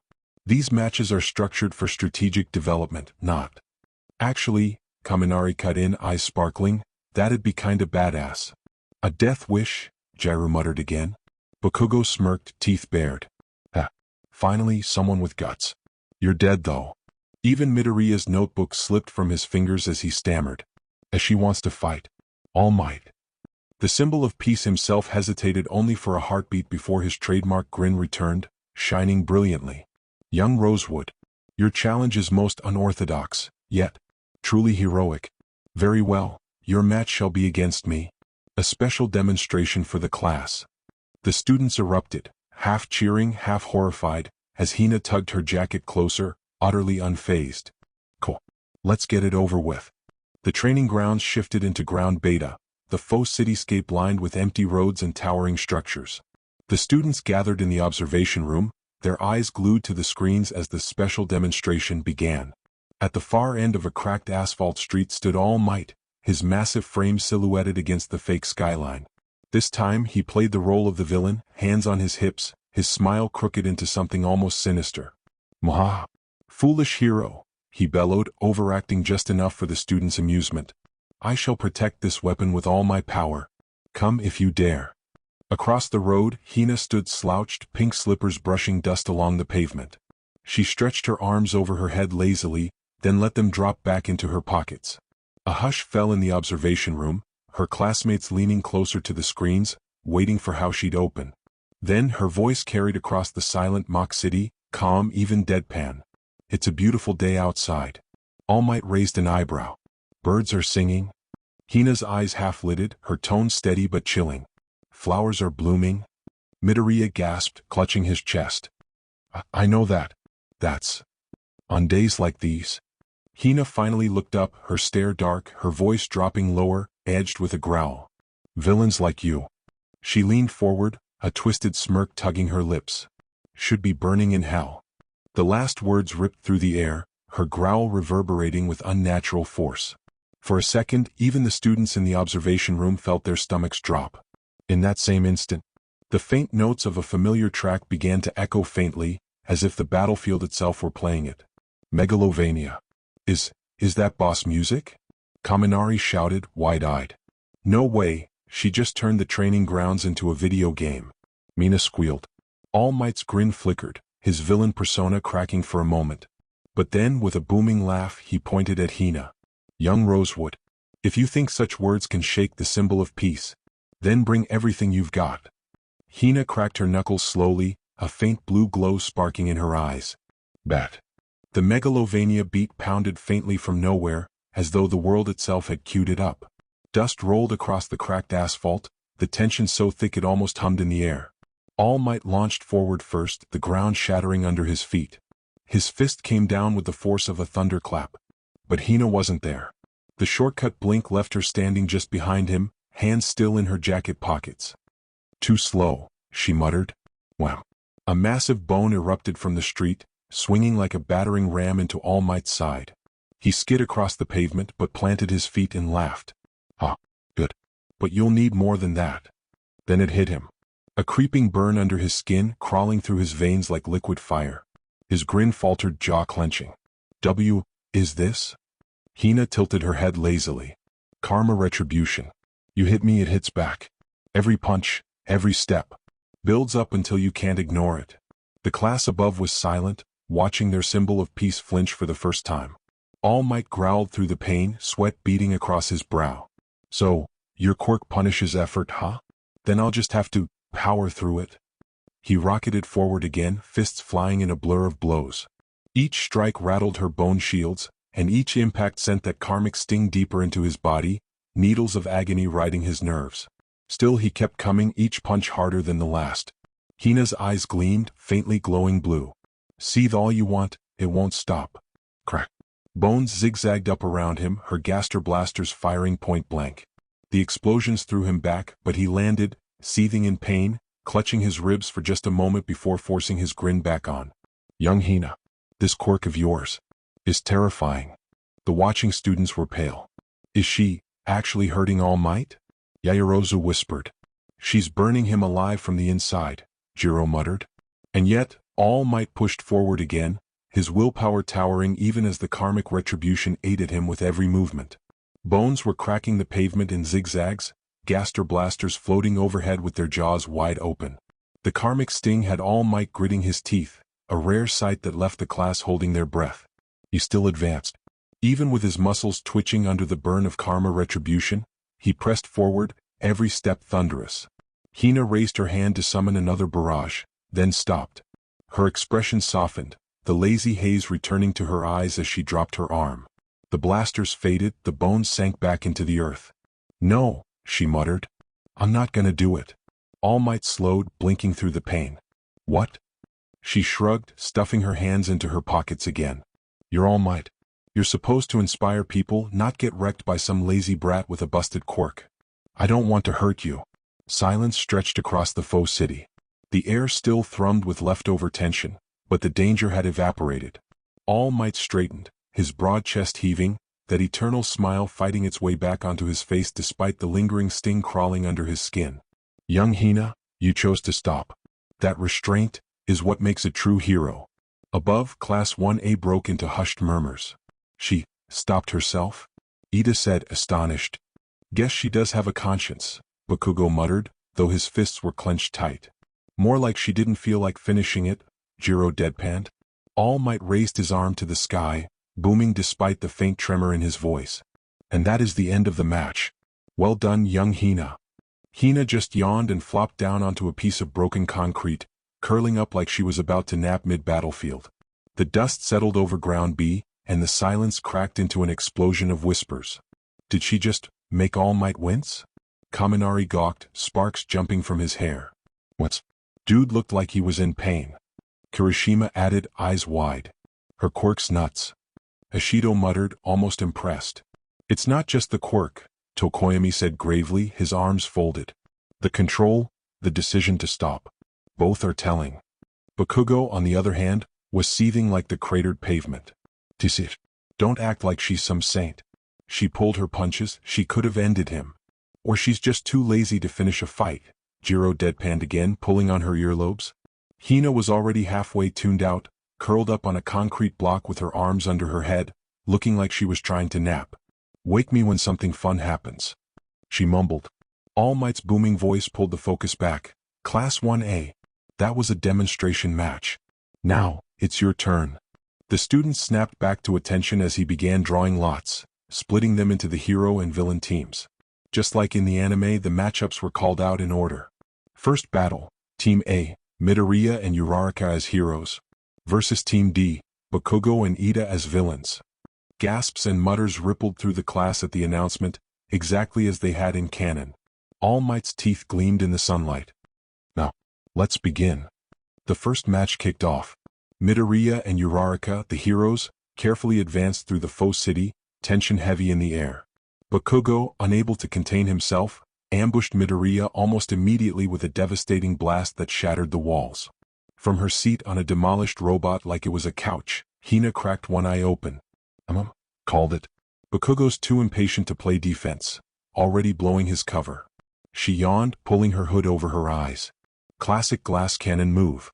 Back in the mock building, Ida secured the nuclear core, standing stiffly and vigilantly like the perfect villain guard dog. His posture was nearly theatrical. And Ida's overacting again, Hina muttered, watching him pace on one of the security monitors. That boy was born to be a Saturday morning cartoon villain. The fight escalated. Midoriya used his knowledge of Bakugo's fighting style to predict his explosive lunges, desperately trying to counter without blowing himself apart. Bakugo's rage only fueled his reckless assaults. Midoriya's breaking himself to keep up, Hina said flatly, sipping from a juice box she had mysteriously procured. He's not thinking about winning, he's thinking about proving a point. The turning point arrived. Uraraka, with perfect timing, snuck into the building and used her quirk to make debris weightless, dropping it on Ida as Midoriya unleashed his full power in a desperate smash against Bakugo. The clash rocked the entire training ground. All Might's booming declaration echoed, "Hero team wins." The class cheered, buzzing with excitement over the display of power and tactics. Hina just shrugged, curling back onto her side. Oh, figured that'd happen. Midoriya breaks himself, Uraraka does the actual win condition. Textbook. She tugged her hood lower. Wake me when the fireworks stop. When the last of the training matches ended, All Might dismissed the students, praising their efforts while also noting where they needed improvement. But Izuku had pushed himself too far. His body, battered from the clash with Bakugo, gave out shortly after and Recovery Girl was called to tend to him. With her quick healing, she whisked him away, leaving the class murmuring about his recklessness. Hina, sprawled out on a bench at the side, watched him go with one eye open. Kid's gonna keep breaking himself until someone duct tapes his arms to his sides. She muttered before promptly drifting back into a nap. Later that day the sun was low, casting golden light through the school windows. Class 1A was winding down after their first big day. The room buzzed with chatter as Izuku finally returned, bandaged but upright. His classmates immediately surrounded him, showering him with praise. Midoriya, that was amazing. You really stood up to Bakugo. You went plus ultra on your second day. Hina stayed at her desk, leaning back in her chair with her hood covering her eyes, sipping another juice box. Told you're reckless, she muttered under her breath, though the corner of her mouth twitched like she was almost smiling. Izuku smiled nervously, grateful for their support, but he noticed something missing. His eyes scanned the room. Katsuki wasn't there. Achiko noticed his distracted look. Kaken already left, she said gently. With a quiet nod, Izuku excused himself and hurried out of the classroom. He found Bakugo just outside the gates, his figure silhouetted in the fading light. The air between them was heavy. Kaken. Izuku called, catching his breath as he ran up. Bakugo turned slightly, scowling but saying nothing. Izuku hesitated. I know you're mad, but today, I actually managed to win against you. And I just wanted to say. Bakugo cut him off, fists trembling at his sides. His voice was low and sharp. Don't think for a second you're better than me, Deku. I lost today. I admit that. But don't get cocky. I'll crush you. I'll surpass you. I'll be the #1 hero, not you. Izuku's eyes widened. Bakugo had never outright admitted defeat to him before. For a moment he almost smiled, but the fire in Bakugo's glare killed any response. Without waiting for a reply, Bakugo turned on his heel and stormed off into the evening, his figure swallowed by the shadows. Izuku stood frozen, heart pounding. It wasn't understanding and it definitely wasn't friendship. But it was acknowledgement. Izuku stood frozen outside the gates, Bakugo's words still echoing in his head. The street lamps flickered on one by one, casting their glow over the quiet school grounds. Meanwhile, back inside, Hina stretched, yawning loud enough that a few of her classmates glanced over. Man, first day of hero training and I'm already exhausted, she mumbled, grabbing her bag. Without so much as a goodbye, she shuffled toward the door. Stepping into the hall, she flicked her wrist. A ripple in space distorted reality itself, and in an instant she was gone. The distortion snapped back as Hina stumbled into the familiar comfort of her penthouse living room. She flopped face first onto the couch, slippers still on. Siriai looked up from the kitchen counter where she was scrolling through her phone. You're back early, she said, raising a brow. Didn't you just leave this morning? Too much physical activity. Aizawa hates me. All Might almost burned in hell. Same old, Hina murmured into the cushions. Jeanette, curled up in a blanket nearby, tilted her head. Did you at least make friends? Hina cracked one eye open, the faintest smirk tugging at her lips. They'll figure me out eventually. For now. She reached blindly for the remote and clicked the TV on. It's nap time. The blue glow of the screen filled the room as her two companions exchanged knowing looks. Day 1 at UA was already exhausting enough. The TV flickered, playing some late afternoon drama that none of them were really paying attention to. Hina had claimed her rightful throne, sprawled across the couch like a cat in the sun. So, Siriai leaned on the back of the couch, peering down at her. How was it? UA Day 1. Did you learn anything? Make any rivals? Accidentally burn down the school? Hina waved her hand lazily. Nah, nothing like that. Just, beat All Might in a fight. Jeanette, who had been sipping tea, sputtered into her cup. Excuse me? Siriai blinked, mouth slowly opening. Hold on. You're saying you fought All Might? As in symbol of peace, world's strongest hero never lost a fight in his life, All Might. Hina's eyes stayed glued to the TV as if she were announcing the weather. He was the villain. I was the hero. Kinda Undertale boss fight vibes. I might have made him seethe a little. Jeanette set her teacup down very carefully, eyes wide. You what? Siriai let out a sharp laugh. No wonder you're so tired. You were fighting the #1 hero on day 1. And here I thought you'd sleep through the entire semester before doing something insane. I was planning on it, Hina said, pulling the blanket off Jeanette's lap without asking and cocooning herself. But he picked me as the odd one out. What was I supposed to do? Say no. You say no to everything. Jeanette shot back. Hina shrugged under the blanket. Yeah, well, he asked for it. For a long moment, the room was silent except for the buzz of the TV. Then Siriai smirked, shaking her head. If word gets out you made All Might clutch his ribs, half the world's going to want to fight you just for bragging rights. Cool. They can line up outside. I'll nap until it's my turn, Hina muttered, already half asleep. Jeanette groaned, face-palming. I still can't believe you actually beat All Might. Didn't beat him, Hina mumbled, voice fading into a yawn. Just, didn't lose. And with that, she was out like a light, leaving Sirai and Jeanette to exchange one last baffled look over the girl they'd chosen to drag into hero school. The next morning, Yue High was swarmed. Reporters pressed shoulder to shoulder outside the towering gates, cameras flashing, microphones jutting forward like weapons. The reason? The big headline plastered on every morning news feed. All Might joins Yue faculty. Excuse me. Can you tell us what it's like having All Might as your teacher? One reporter called. Another shoved in closer.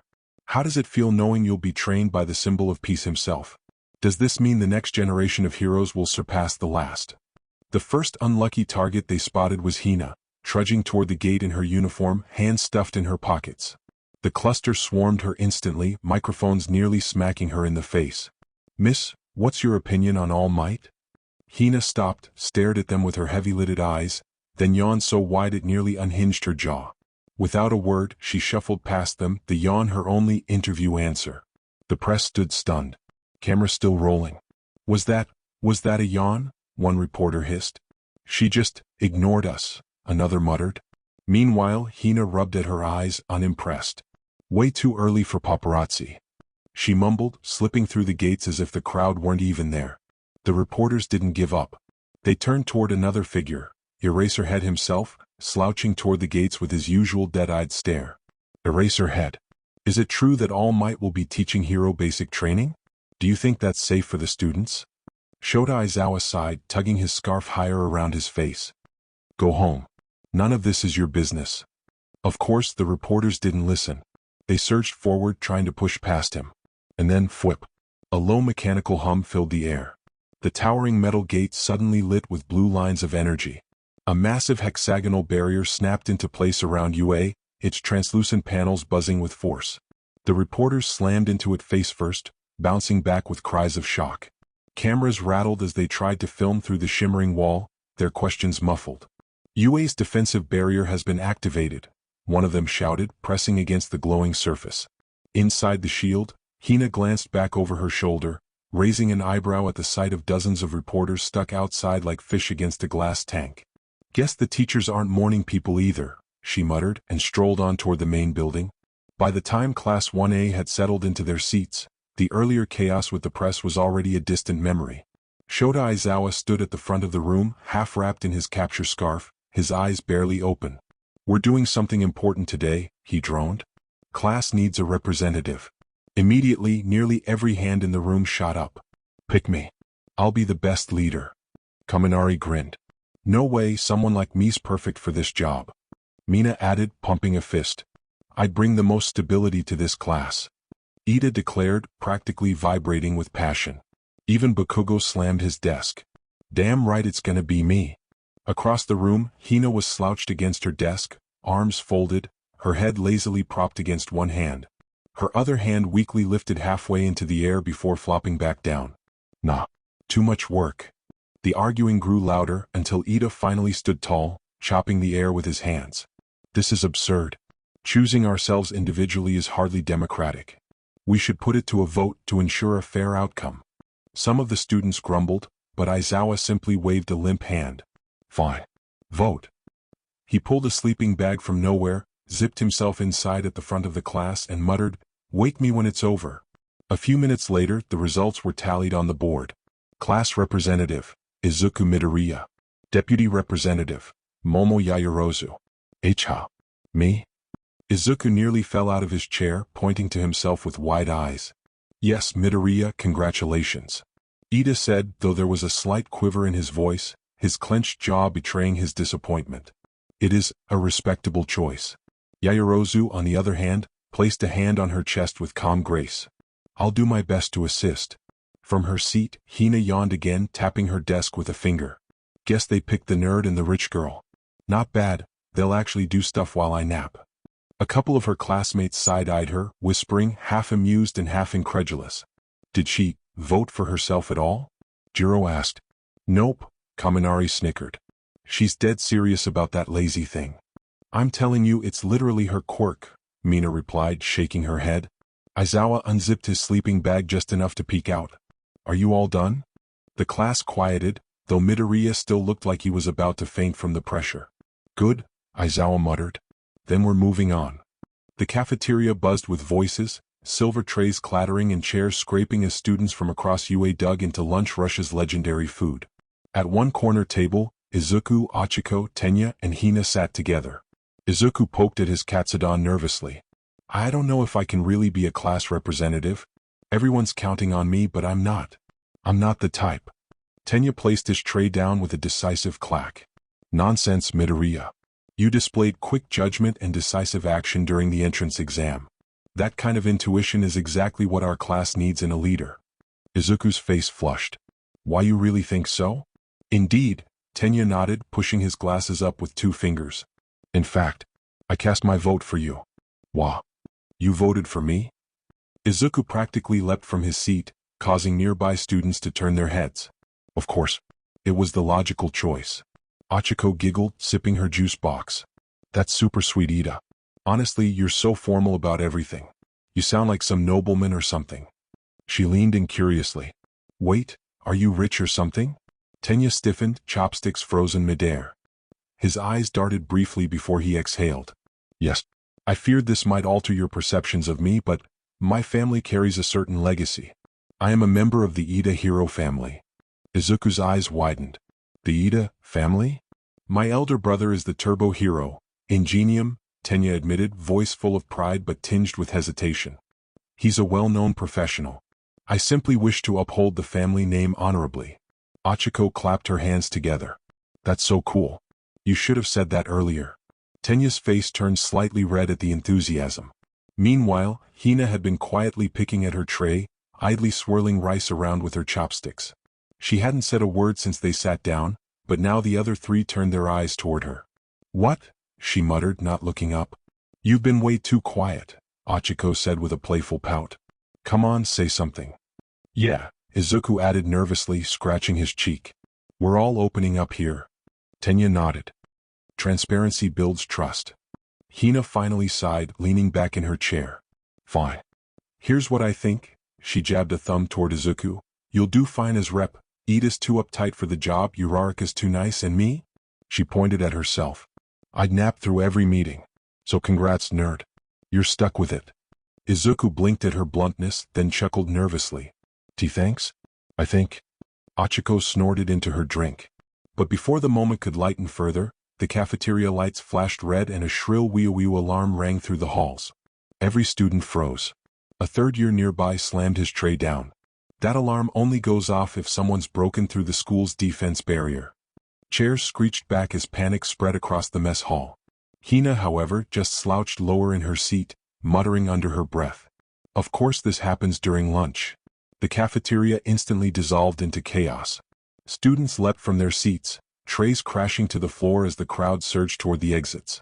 The alarm's piercing wail only fueled the panic. Move. Get out of the way, someone shouted. They're attacking the school? Another cried. The corridors bottlenecked, dozens of bodies pushing and shoving toward the double doors. Izuku, Achiko, Tenya, and Hina were caught in the current of panicked students, swept along whether they liked it or not. Hina kept her hands stuffed in her pockets, shoulders hunched. Her face was as deadpan as ever. Yep. Perfect. Let's all just stampede each other to death. Real heroic. A taller second year nearly shoved Achiko into the wall. Izuku caught her arm just in time, but he was almost knocked over himself. Tenya clenched his jaw. This is dangerous. At this rate, someone will be seriously injured. Hina side-eyed him. Congratulations, you solved the problem. Step 2, maybe actually do something? Her sarcasm struck home. Tenya's eyes sharpened, determination flaring. He forced his way forward, climbing onto a nearby ledge by the wall. Raising his arms, he bellowed above the noise. Calm yourselves. The sheer volume of his voice, and the booming authority in his tone, cut through the chaos. Students slowed, heads turning toward him. We are UA students. Panic will only lead to unnecessary harm. Tenya pointed toward the exit doors, where students were still jamming together. This is not an enemy attack. It is simply the press. They've breached the gates, nothing more. Murmurs rippled through the crowd. Fear began to give way to embarrassment, then relief. Slowly, the frantic pushing eased into orderly movement. Izuku stared up at Tenya, awe in his eyes. Achiko clapped her hands together, grinning. Wow, Ida, you sounded just like a real leader. Hina leaned back against the wall, unfazed by the whole ordeal. Yeah. Knight in shining armor speech. Good job, glasses. She smirked faintly, though her tone stayed flat. Maybe you should have been rep instead of the nerd. Tenya blinked, then pushed up his glasses, flustered. I only did what had to be done. The alarm finally went silent, the tension fading with it. Teachers quickly arrived to usher students back, and the mess hall chatter slowly resumed, though with a buzzing undercurrent of shaken nerves. All the students filtered back into their classrooms, still murmuring about the press invasion and the false alarm. The tension hung faintly in the air, though most were trying to laugh it off. Izuku, however, sat stiffly at his desk, fingers fidgeting on his notebook. Finally he stood, voice shaky but firm. Everyone, there's something I want to say. I don't think I should be class representative anymore. The chatter quieted immediately. Heads turned toward him in surprise. What? You just got the spot this morning? Kaminari said, blinking. Giving up already? Mineta snickered. Izuku swallowed hard. No, it's not that. But, when the alarm went off I froze. I panicked just like everyone else. I couldn't calm the situation down at all. But, Ida did. The class glanced toward Tenya, who sat ramrod straight, eyes wide at suddenly being put on the spot. Izuku smiled at him, small but sincere. That's why. I think Tenya should be our class representative. He was the one who actually acted like a leader. Murmurs spread across the room, but one by one, students nodded in agreement. He did take control, Kirishima said with a grin. Manly move, dude. Way more dependable than Broccoli Boy, Jiro added casually. I second it, Momo chimed in. A chorus of agreements filled the room. Within moments, the matter was settled. Tenya Ida was now Class 1A's representative. Tenya rose, bowing formally, his voice tight with emotion. I will do my utmost to fulfill this role to the best of my abilities. Thank you for your trust. Achiko beamed at him. You'll be great, Ida. Meanwhile, Hina slouched in her seat, cheek resting on her palm. Her deadpan tone cut through the wholesome atmosphere. Oh, congrats, glasses. Try not to explode from responsibility or whatever. The class laughed lightly, the mood finally lifting as their new representative adjusted his glasses with a small, proud smile. Meanwhile, in the staff conference room, a grim air hung heavy. The table was lined with UA's most trusted faculty. Eraserhead slouched in his seat as always, Present Mike leaned forward tensely, Cementas's arms crossed tight, Midnight uncharacteristically serious, and at the head sat Nizu, paws folded neatly before him. Aizawa's monotone was sharper than usual. The barrier doesn't just malfunction. Most of its outer layers were outright disintegrated. That wasn't random. Cementas gave a low, stone-like rumble. So someone really did infiltrate. But it wasn't the press. They wouldn't have the tech or the power to cut through a system like that. Present Mike slammed his hands on the table. So what are we saying here? That this was, like, a test run? Midnight's expression tightened. If it was, they were brazen enough to make it loud.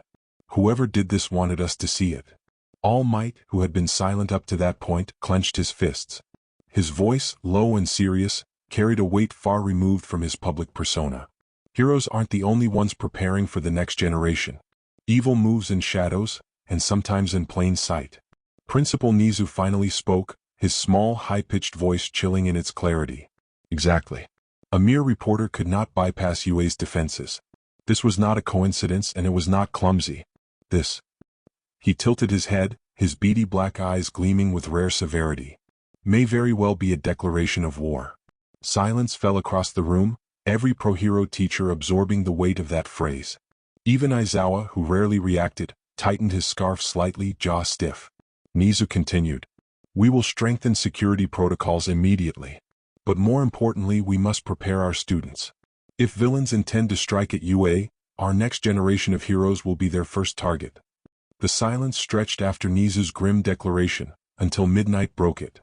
If this really is a declaration of war, then who would they be after? UA isn't just a fortress, it's a symbol. Whoever came through that barrier wasn't looking for gossip. They were testing the waters. Cementas's stony features darkened. Which means they weren't after us. They were after the students. That made the room colder. Even Present Mike stopped tapping his fingers. All Might's eyes narrowed. If villains are plotting something, their sights will be set on the brightest targets. The new generation, the ones with the most potential. His gaze flicked downward, almost as though he could see the students through the floors. Class 1A. Eraserhead let out a quiet exhale, hair falling further over his face. Figures. We've already got volatile personalities, unstable quirks, and problem children in that class. They're the type villains would want to either crush early, or twist into something else. Midnight folded her arms. Not to mention, 1A is stacked with legacy kids. Heirs to agencies, big family names, and quirks that stand out. They're high-value targets no matter how you look at it. Exactly.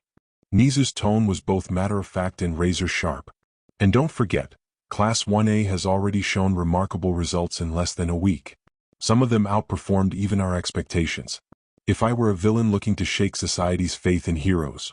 His smile was thin, ears twitching. I would start with them. The weight of those words pressed down hard. Aizawa's hand unconsciously tightened around his scarf. All Might's teeth clenched. Every teacher at the table understood what Nizu had just implied. It wasn't a matter of if villains would strike, but when and where. And all their thoughts turned to 1A. Nizu tapped his claws against the table, eyes sharp. If the infiltrators were scouting, then we must consider which of our first years are the most tempting targets.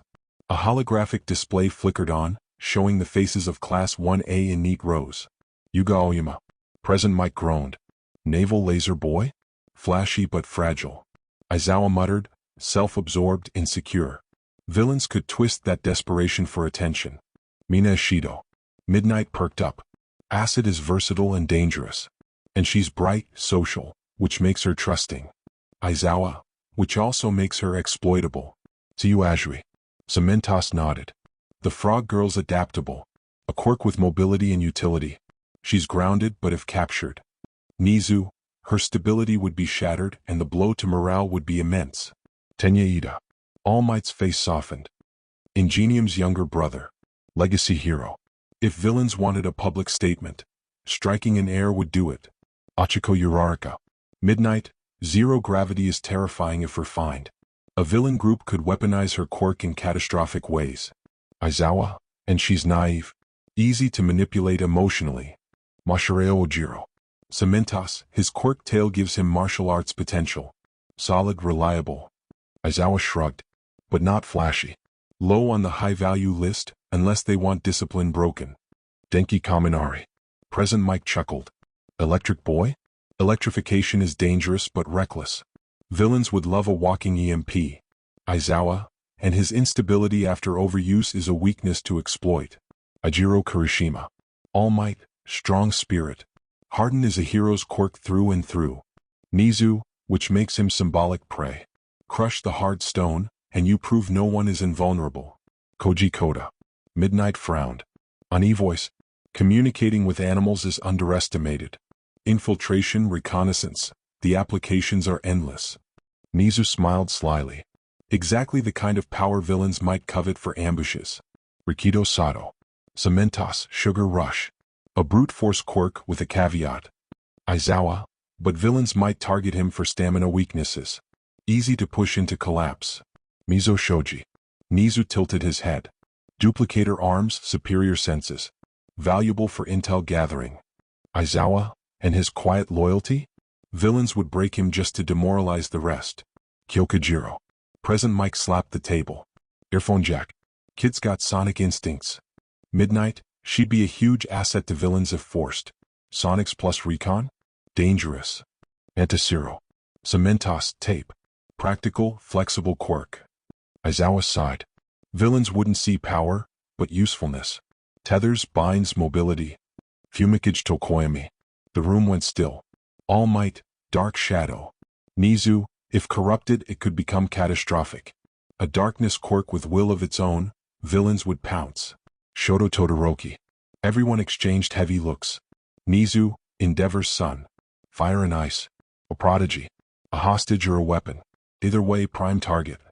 Toru Hagakure. Midnight shivered. Permanent invisibility.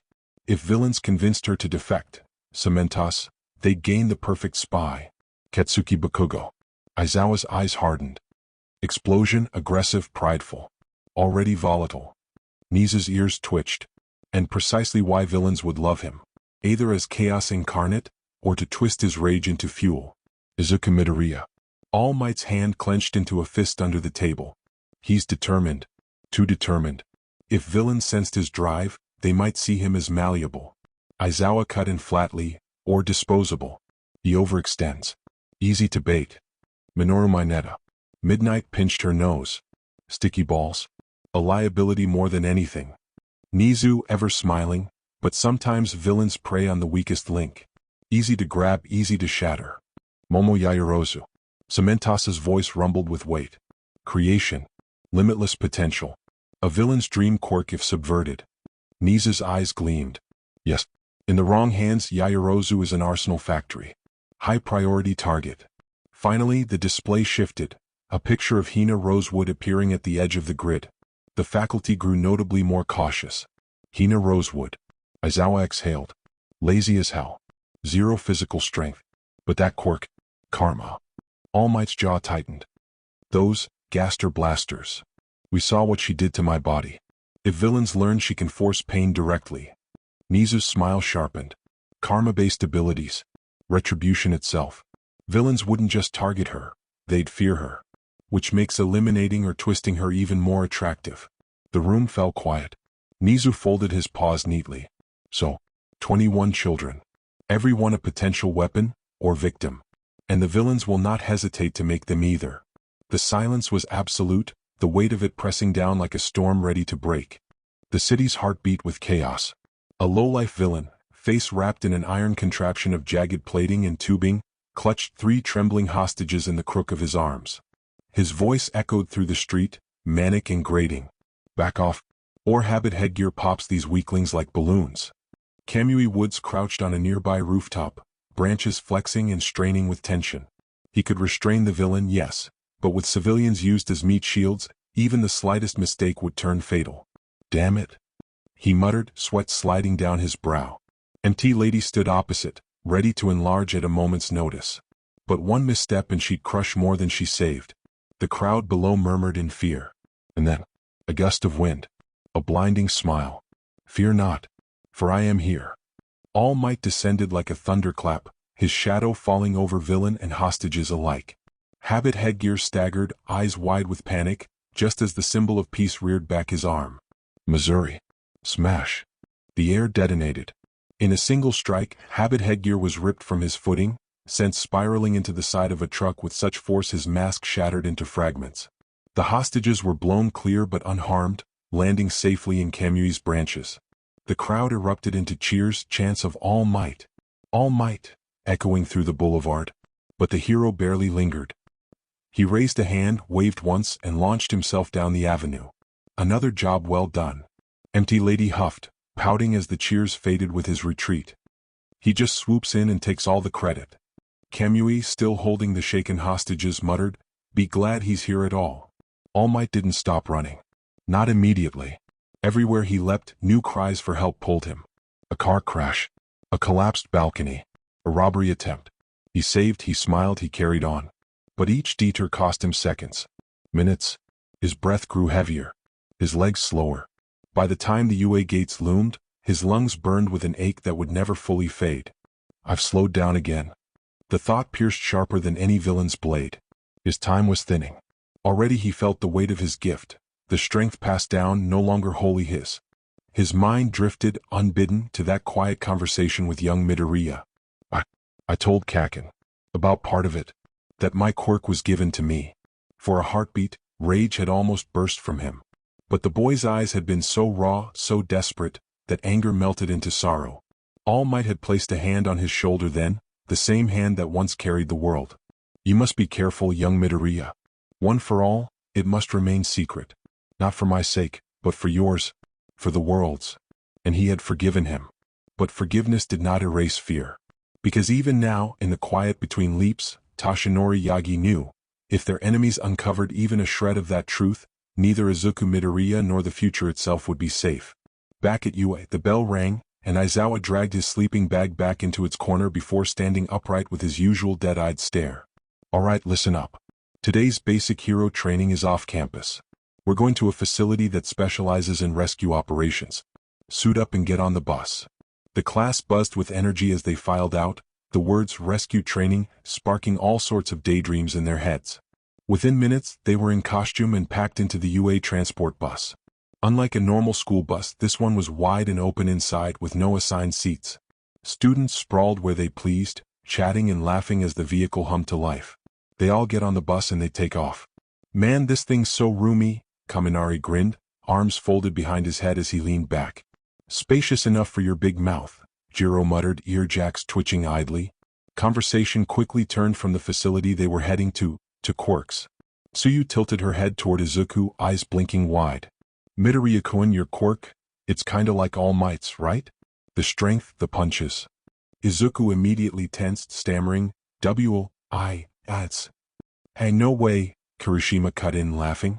All Might doesn't break his arms every time he punches. Your quirk's crazy strong, but it's totally different. Still, his grin faded just a touch. Honestly though, I wish mine was flashier. Something that'd get people hyped, you know? Hardening's cool, but it's not exactly poster boy material. Izuku shook his head earnestly. Kirishima, you're wrong. Your quirk's incredibly strong, it could make you a pro hero easy. It's not about flash, it's about reliability. Kirishima chuckled, scratching his cheek. Guess you're an optimist, huh?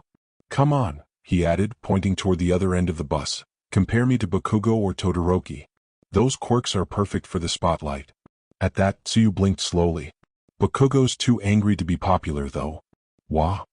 Bakugo snapped upright, eyes sparking like live grenades. True, Kaminari grinned, leaning over the seat. If you want fans, your personality needs work. Big time. That earned him a glare that could peel paint off the walls.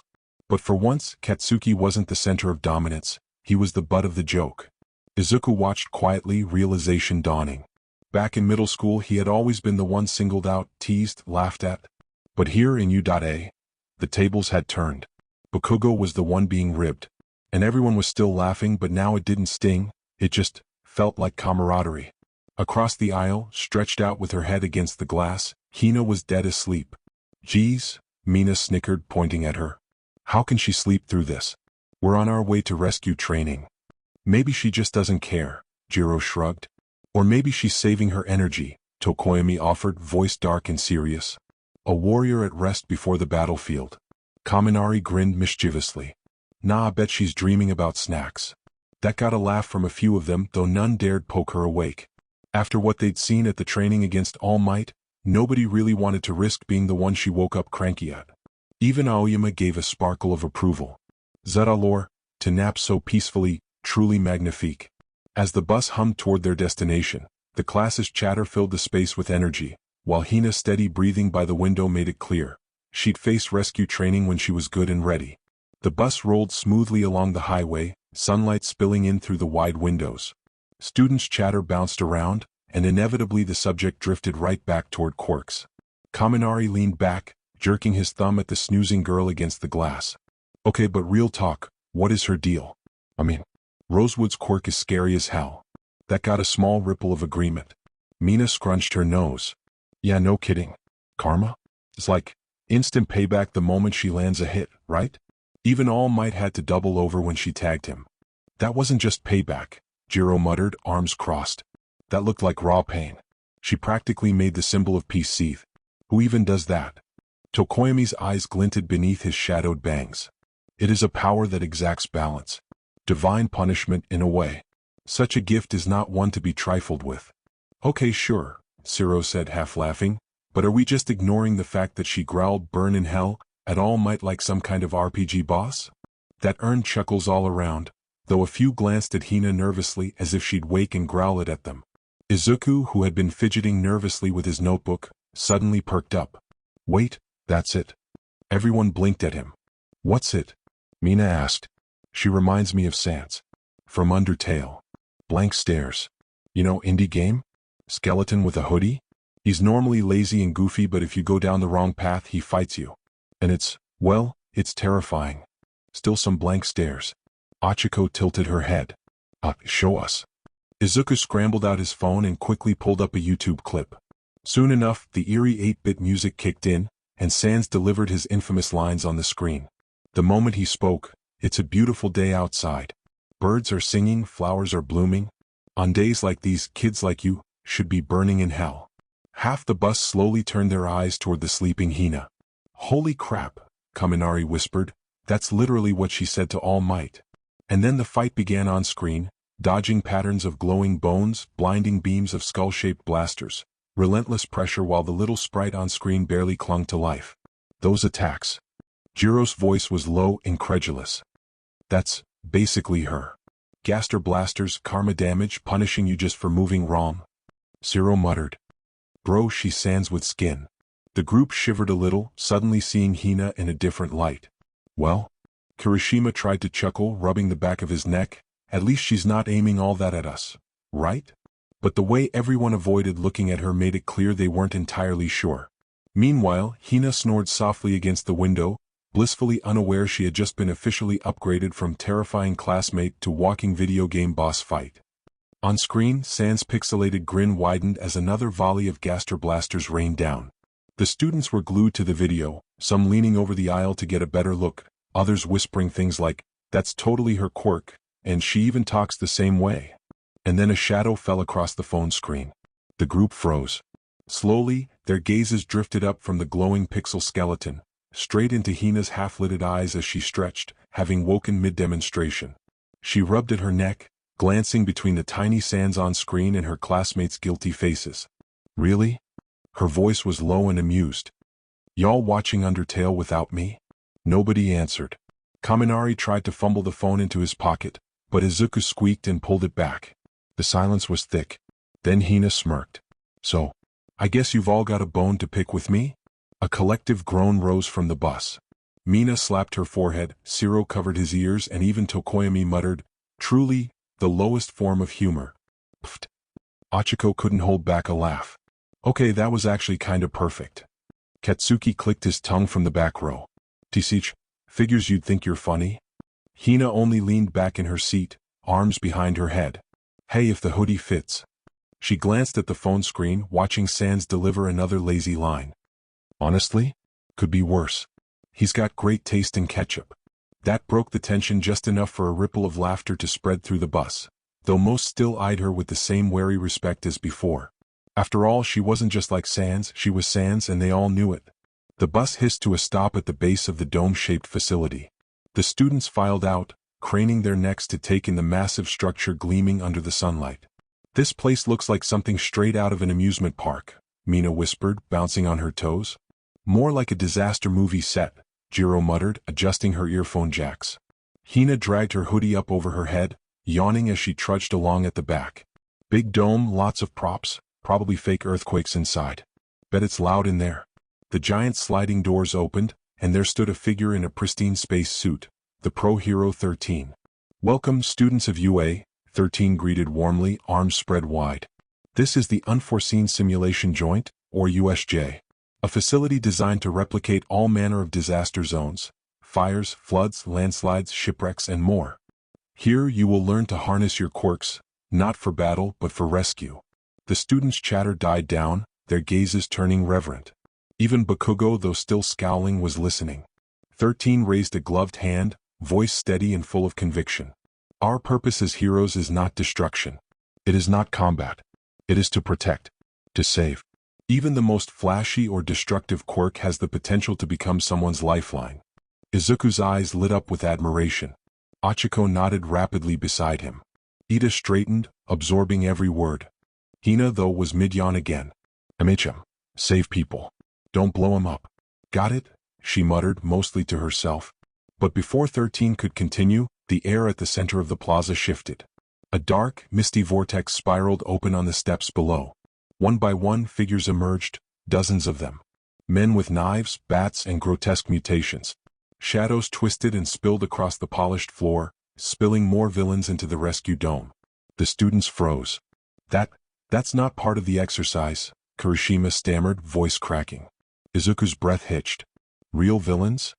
At the center of the black mist, a warped figure of smoke and yellow eyes materialized, bowing low with eerie politeness.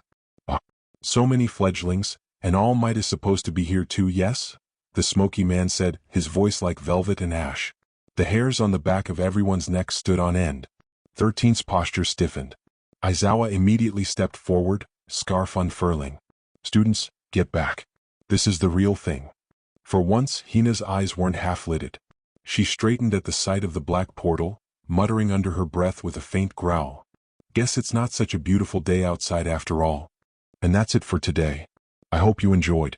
Support the writer. Don't forget to like, sub, share, and donate for more videos.